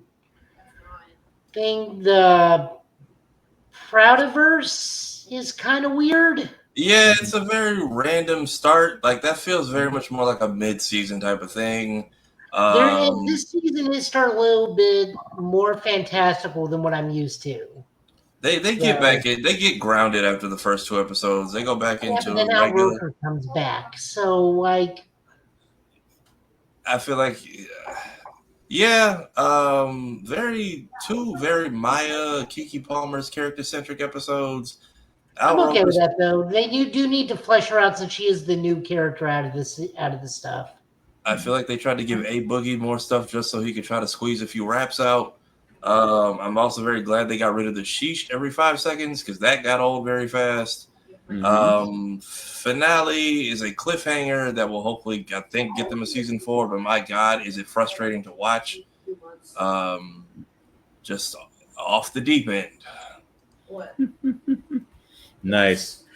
All right. Well, with that being said, I think we can move on to comics. Before we say what, Joe? Working on it. Oh, well, you got it. Before we actually bring up comics, we do want to shout out, of course, Rick's Comic City. If you are in the Middle Tennessee area, definitely check out Rick's Comic City, Nashville's #1 go-to place for comics, for Funko Pops, for memorabilia, everything nerdy and blerdy. You can definitely find there. 2 locations, Nashville, Tennessee, and Clarksville, Tennessee. Definitely check them out, as well as their website at rickscomiccity.com. You will not be disappointed. If you are not in the Middle Tennessee area, folks, please support your local comic book stores, support your local bookstores, support your local indie artists, support the indies, because if you haven't noticed, things are disappearing. Physical media is being attacked. You will miss all of these things when they are gone. So definitely give your support. Definitely shout them out. A like, share, and a follow costs nothing. At the same time, there's plenty of great stories, plenty of great artists out there that are just waiting to be found. So do your part and share them and help them get exposure. With that being said, Joe, I do see that you do have your comics up. Just 1 second, and we'll see if this pops up. All right, man. Whenever you're ready. We're looking at some from last week and some from this week. Last week, we're looking at the finale of DC Cross Sonic. Written by Ian Flynn, art by Adam Bryce Thomas, and colors by Matt Herms. Mm-hmm. And so this is finale, so it's exactly what you expect it to be. Everybody goes up against Darkseid, and Supersonic goes up against Darkseid. It's actually a good fight. Mm-hmm. I've never seen Darkseid had to headbutt anybody, but he tries to. It's pretty much the Thanos versus Captain Marvel scene, where like he headbutts him and nothing happens. Right. Whoa. So all good. Good finale. I do want more of this. I would love to see what happens when Sonic crosses over with the Marvel Universe. Sonic and Flash are just so petty to each other. It's hilarious. But justified, because they never did find out who was the fastest. But it was a good issue. Next up, we got Flash, Bad Mood Rising. The cover's a lie. Don't trust the cover. This is written by Simon Spurrier with art by Vasco Georgiev, colors by Matt Herms. the Bad Moon Rising arc is coming to a close. The big thing I want to press on this is this really centered around the Shade. Yep. Which is an old Golden Age, Silver Age Flash villain, but more importantly, a hero, because the man's immortal, so he gets tired of doing the evil stuff and starts doing good stuff. And we see that turn over in James Robinson's Starman, which is my favorite comic of all time. So we get to see him and how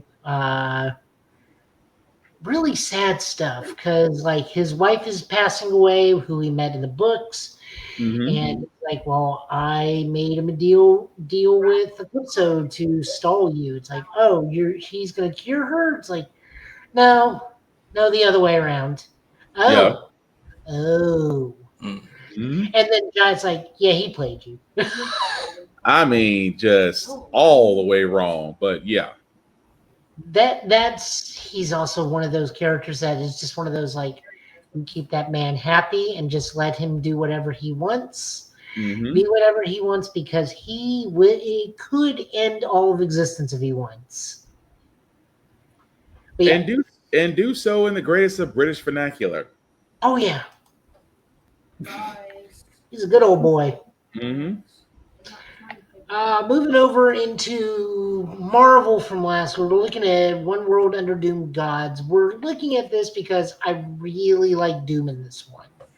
For those of you not aware what Gods is, it was a Jonathan Hickman thing where it looked at two orders of magical beings. One was, I believe they have it in here, thank God, the powers that be and the natural order of things. So the powers that be was like science and magic, and the natural order of things was natural magic, which is what the main character Wynn is, an immortal being who is the avatar for the one of the natural order. The one above all, yeah.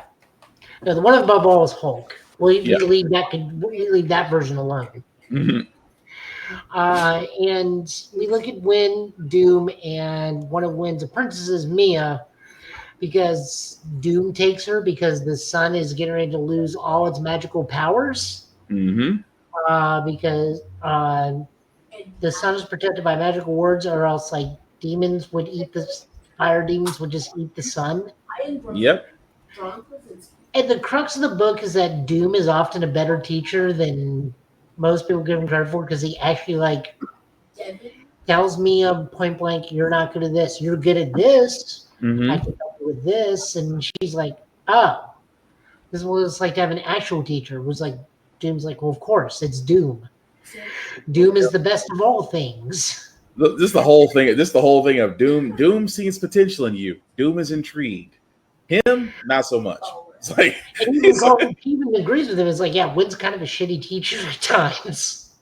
He said, how Wynn's only defense, like, well, I'm immortal. You guys like die like within an instant of my blinking. I get attacked, but like not really. That part was funny, where it's like Red Wing could have taught you so much and yet treat you like a chained apprentice. I was like, this is the one times I hate Doom's writing, because you want to agree with it so freaking bad. It's like, do I find myself agreeing with Doom as he's literally teaching somebody on the fly how to use their magic? I was like, God, you know what?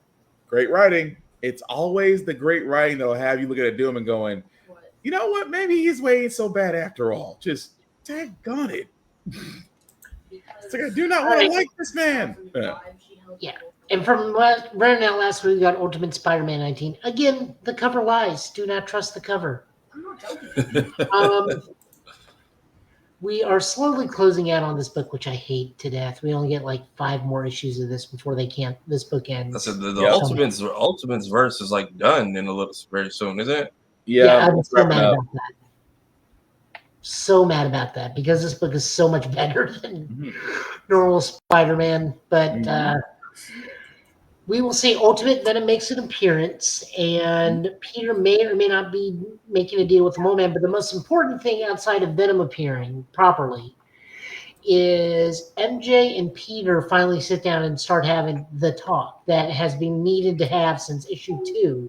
Right. But again, since they are two well-adjusted adults in their 30s, they actually sit and talk, which is one of the best things ever. It's no crying or Peter going like, well, we gotta have this talk, but I gotta like go do another thing across the city because stuff is exploding. No, they literally said because I'm just like, I don't know what to do about Richard.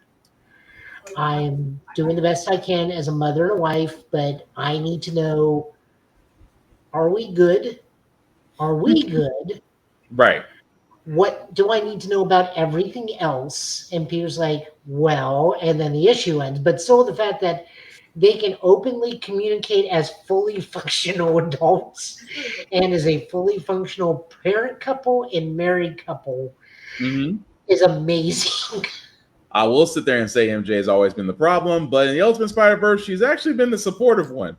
She's kind of been she has been the ride or die in this. She has been very patient with this entire thing, and all she asked for is like, just lay it out for me. That's all I gotta know.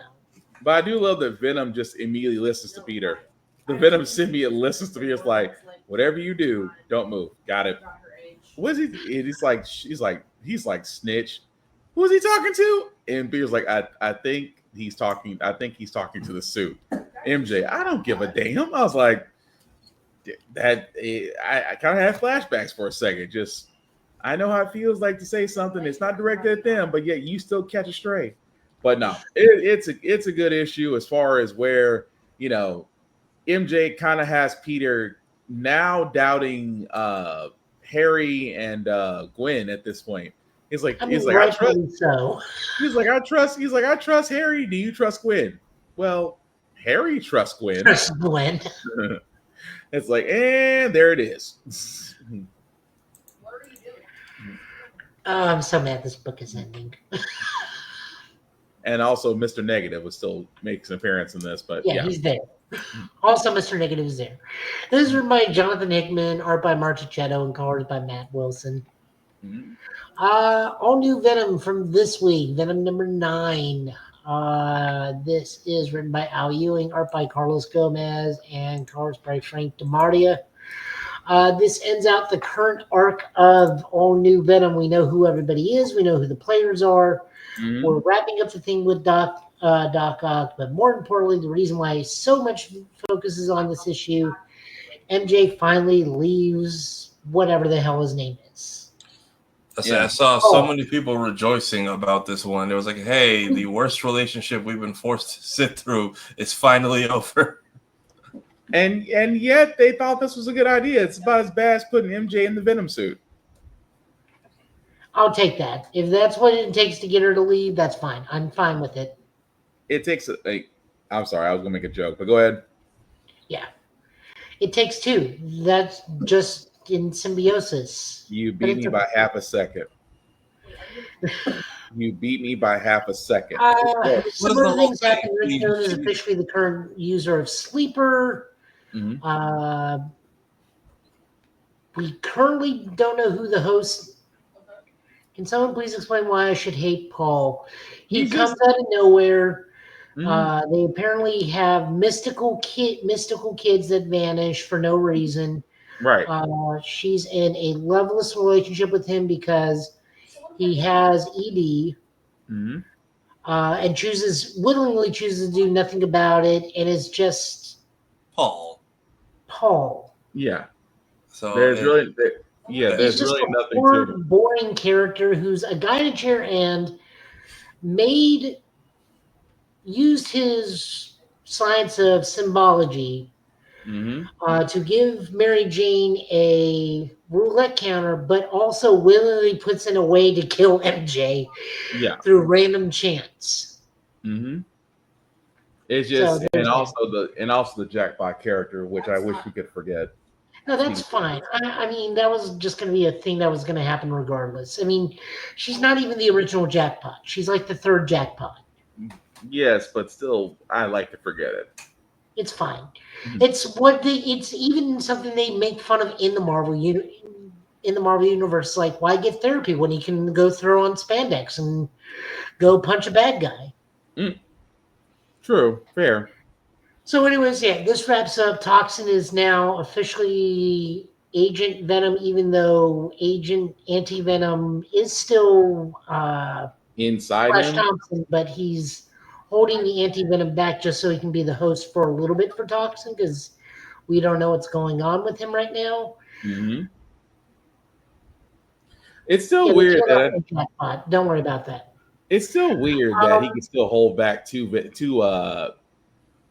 actual symbiotes at the same time. Yeah. The cool thing we see about the next arc is Venom's going to get a color change, and it's going to look like a giant version of Spider-Man, but he's going to look like Sensational Spider-Man, which is the Ben Reilly version of the costume. And the jury's going to be out till I actually see it because I'm already in space for something. So MJ's going to space in just a bit. I'm already 1 foot out the door on all new Venom, but we'll see. Yeah. I'm only checking in periodically. Speaking of Amazing Spider-Man, this is what made. So, guys, this is the cover. Also lies to you once again, but this is what it feels like to read Amazing Spider-Man on an average basis. I'm sorry. I don't mean to start laughing early. I'm sorry. Well, yeah, he's got him in the reverse, the upside down Yamcha pose. Yes, I don't mean to start laughing early, but go ahead, Joe. I'm gonna shut up. This is written by Joe Kelly with guest art by Michael Dowling. Why Michael Dowling can't be the normal artist over Jalen Minja Jr., I don't know. But at least this is a wonderfully drawn issue. Colors are Marty Garcia. So this is fresh off the fight with Hellgate, who's a new character. But I have my suspicion this is not Peter in the book. Don't worry about Eddie Brock. Eddie Brock is Carnage right now. Right. He's over being the new. He's over being a Thunderbolt or a new Avenger. Yeah. But still, him being so, the story in itself. All through the book, we're seeing Peter do stuff, but he's not acting like Peter. I don't think that's Peter. I think that's Ben. So is he doing his best Peter impression and failed, or he's doing his best Peter impression and winning because he keeps talking about certain things like, "Oh, I'm talking to my girlfriend." It's like, you're not seeing anybody right now. You got that one girl who you date on and off, but they already committed to the fact that they are friends that date. They are not boyfriend girlfriend, but he is clearly talking to a girlfriend at one point. He does not like Norman. Peter's okay with Norman these days. You know what? As you bring that up, that does make a lot more sense. That does make a lot more sense in the story. It's Ben. I guarantee you it's Ben. Yeah, it's probably so Catherine's up to something. And the other reason I've realized why it may be Ben, the last page in the spider thing, he's got the arm braces and the ankle braces on again. You might be right. You actually might be right. Oh, also, MJ turns up to tell Peter about Venom, and Ben's just like, "Oh, well, for a hot second, I thought you were wanting to get back together. It wasn't going to happen no matter what, anyways. But good for you. Now bugger off." Nice. But no, this is Ben. I bet it's Ben. Yeah, probably right. Which I'm okay with because it goes, again, biased. I'm a Ben Reilly fan. Regardless of what he is now, that's fine. He can be. I'm okay with it because he is still playing a crucial thing that we do not have anymore. No, he was Chasm. He's still Chasm, but now he's masquerading as Peter, so he's Spider-Man again. But the important thing that we're doing here with Ben is Ben is fulfilling the role that we don't have with Venom anymore. We do not have a dark Spider-Man. We do not have like an evil version of Spider-Man. We are doing that with Ben, and I'm okay with that right now. If he gets fixed later, that's fine. I'm okay with that. But right now, he is fulfilling the role we do not have that Spider-Man crucially needs. He does not have his dark counterpart, which is crucial in Spider-Man. That's fair. But this is still what it's like to read Amazing Spider-Man 9 out of 10 times.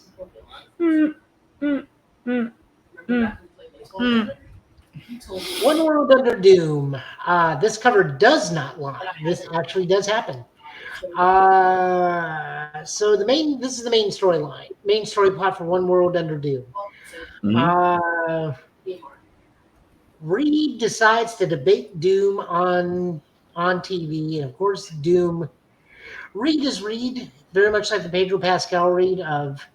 He's a facts person. He does not know how to appeal to the majority of people's empathy or feelings. He tries to appeal to cold hard logic while Doom, being a ruler of Latveria and everything, knows how to talk to people, knows how to ingratiate himself to people's empathy and kind and love and support. That is until we learn through the espionage tactics of Black Widow, Sue, and Scarlet Witch, find out that the reason why Doom is so powerful right now is because he is literally draining the life force of everybody in Latveria to power his magic. Think like a Matrix if you saw the battery farms. Yeah. And Doom's like, well, they willingly gave themselves up to me. It's Latveria. They're like your children. I will say this though. I love the fact that the whole debate that Reed was losing, because every counter Reed was throwing, Doom had an answer for it. And of course, until if it wasn't for the infiltration team getting actually that evidence, I think Doom may have actually had his victory. If the fact that he just took too much time gloating, I think he would have won the people over at that point. But no. But I think he does literally tear a chunk out of Reed too. Yeah, I mean, tears him apart literally as everybody is watching. I thought that was kind of on the brutal side, but yeah, I just love the fact that everybody got to see Doom for what he was, and Reed was kind of pulling a Ace Attorney for a second. Yeah. This is written by Ryan North. Art by R.B. Silva and colors by David Crowell. Good read. Yep, I recommend it.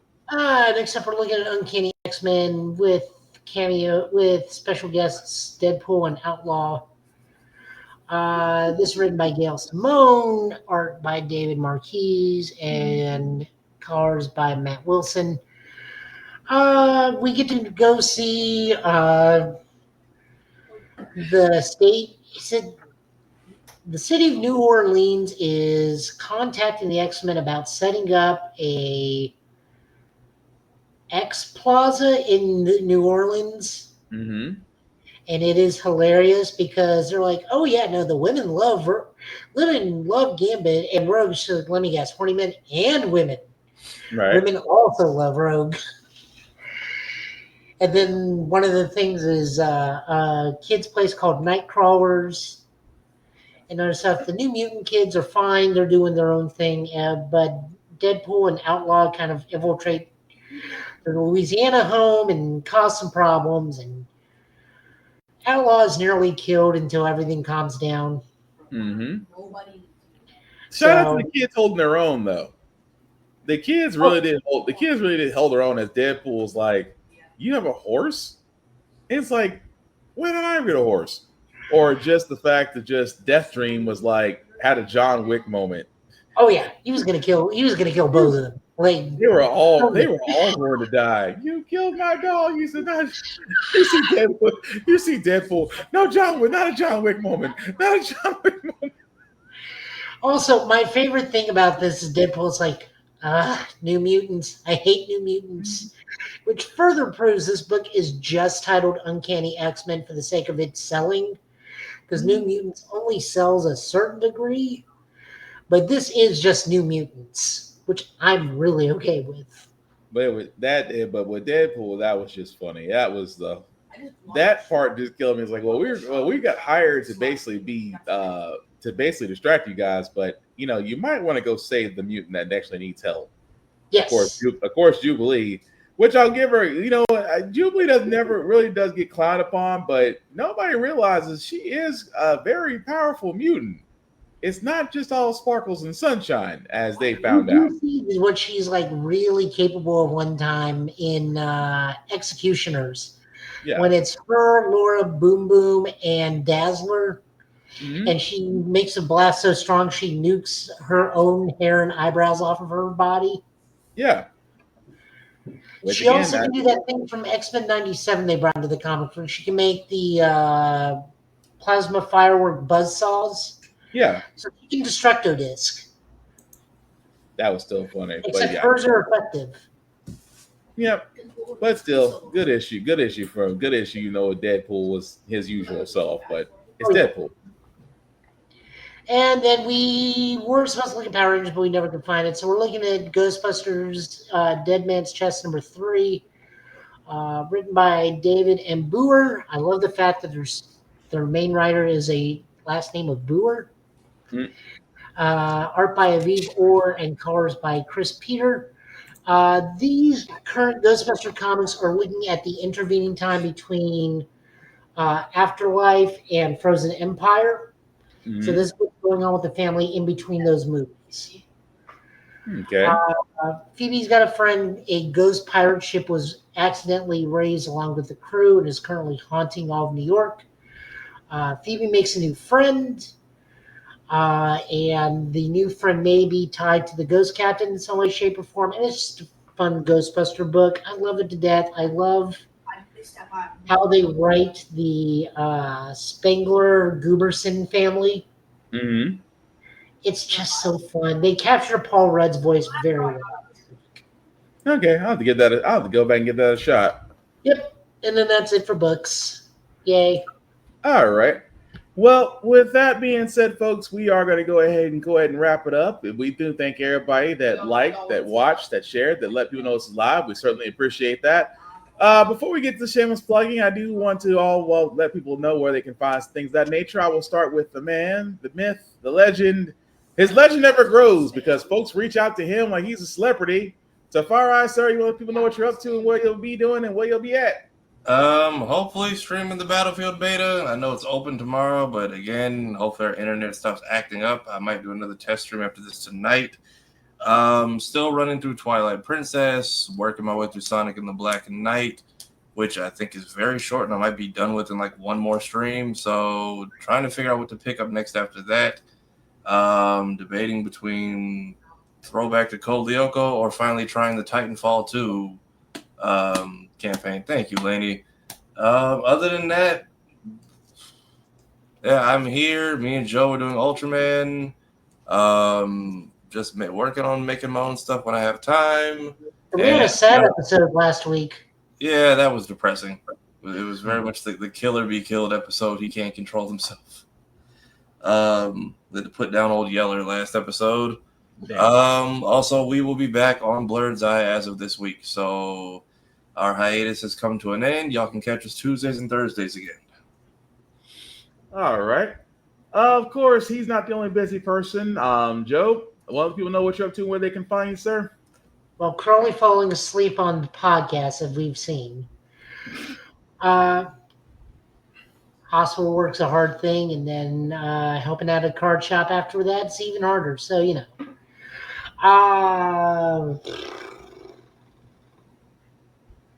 Helping at the card shop, pretty much. So you'll find me over at Middle Tennessee Gaming Thursday nights, Fridays, and Saturdays.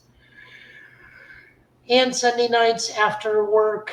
I'm there helping selling Pokemon, playing Cardfight Vanguard, playing HoloLive TCG, and playing Digimon. I finally finished all 5 decks, so no more Digimon decks for a while. They're so cheap, though. I may do another one, but probably not. At some point, I'll get back to streaming. I just beat Cyberpunk 2077 for the...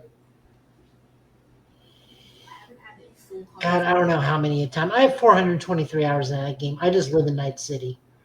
We'll probably get back to some BattleTech or Mech Warriors stuff soon. It's just I got to find the time and the ability to stay awake because if I'm not cooking, I'm in the gym. If I'm not there, I'm at work. If I'm not there, I'm at the card shop. If I'm not there, I'm with Middle Tennessee API. Also go look into them and support them. Good API, Asian Pacific Islander community group where we go do and go eat API places, owned places, and go and do fun things. I will be floating down the Harpeth on Sunday with them. It will be fun. I will be like a small fireball in the wilderness. I do not tan. I just burst into flames. For those wrestling in the wrestling community, I'm gonna be like Buddy Murphy when Rhea Ripley decided to chop a monster. Damn. Other than that, eventually I'll go back to streaming. It's just really hard to again. Come to the YouTube. Still also Showa Guy Joe. Watch me and Tafari. Watch Ultraman Omega. We're enjoying it. It's fun. The cast is still very small. We just had one of those, as we said, old Yeller episodes where the monster is not an evil force of evil, but just a force of nature, be it good or bad, and sacrifices had to be made. Yeah, other than that, I'm just kind of everywhere. Yeah, my TikTok's a little bit more active because that's where I'm letting people know, hey, go watch Ultra Watch. Other than that, that's all I'm doing. Trying to stay awake. Not for long. I mean, understandably, sir, you're a busy man. Well, before I do get to myself, I always, like I said, shameless plugging as usual. First and foremost, we do want to shout out APR TV. Why? Because our Get Bit podcast shows on there. APR TV is an app that can be seen on the Roku channel, Amazon Fire TV, along with other shows like Blerd's Eye View, for instance, can also be seen there. Go ahead and download it, watch it, enjoy it, share it, promote it, because we cannot be here without your support. So definitely check out APR TV. Also, check out blerdstation.com, guys. Again, we kept on saying that table is coming with our own content, our own entertainment, movies, television, things of that nature can all be seen there. $10.99 a month to stream Blerd Station. Please go to blerdstation.com and sign up via the Blerd's Eye View Affinity membership. Anybody there at $10.99 a month, you will not be disappointed at blerdstation.com. As for yours truly, guys, please follow the Get Bit podcast, the GB podcast, on all socials at YouTube, Facebook, TikTok, and Instagram. I myself, Black_Spartan615 on the socials. Like and follow me there. I am, of course, still running How the Frack We Got Here every Wednesday. Of course, Get Bit every Friday. I have finally decided when I'm going to start streaming on Xbox starting hopefully tonight. Wu Chang Fallen Feathers. I kind of got a little bit into it. It is a Souls-like game, so you get to watch me struggle and kind of cuss out things. Definitely join me there at Black_Spartan sometime tonight, and of course throughout the week. At the same time, guys, the links are still there for Facebook, for YouTube. Again, we cannot do this. We cannot do any of this without your support. We thank everybody that shared it. We thank everybody that liked it. Let people know about it. Again, support, and we are very appreciative of it. Cons are still going on. If you are headed to a con, please check out Safari TV for all the how-tos of a con. I myself have 3 simple rules. Rule number 1, respect the cosplayer at all times. Cosplay is not consent. Please treat people like human beings. It's not that freaking hard. Number 2, wash your ass. Yes, summer is slowly dying a painful burning death, but it's still hot outside. You go to these cons, there's next to nothing in room. There are still colds, coughs, and things out there still going on. Please, guys, hygiene is important. Please shower. Please brush your teeth. Please use mouthwash. Please use deodorant. Please wear clean clothes. Axe body spray does not cover everything. If anything, it magnifies your funk. Please wash your ass. And the third rule is the same rule that I have for myself as everybody else, guys. Be nice, be kind, talk, share, and discuss your fandoms. Don't be a dick, and we'll all be cool. At the same time, guys, it is the weekend. Fairly put, Dr. Squatch is your friend. No, it's not. Dr. Squatch supports that Sydney Sweeney and bump that, but that's a whole nother story. But guys, it is the weekend. I cannot stress this enough. We all want to relax, unwind, however you want to do it. I will say this with all the love in the world. Please make smart decisions. Nobody wants to be in jail over the weekend and wait to see a judge till Tuesday. Be smart about your decisions.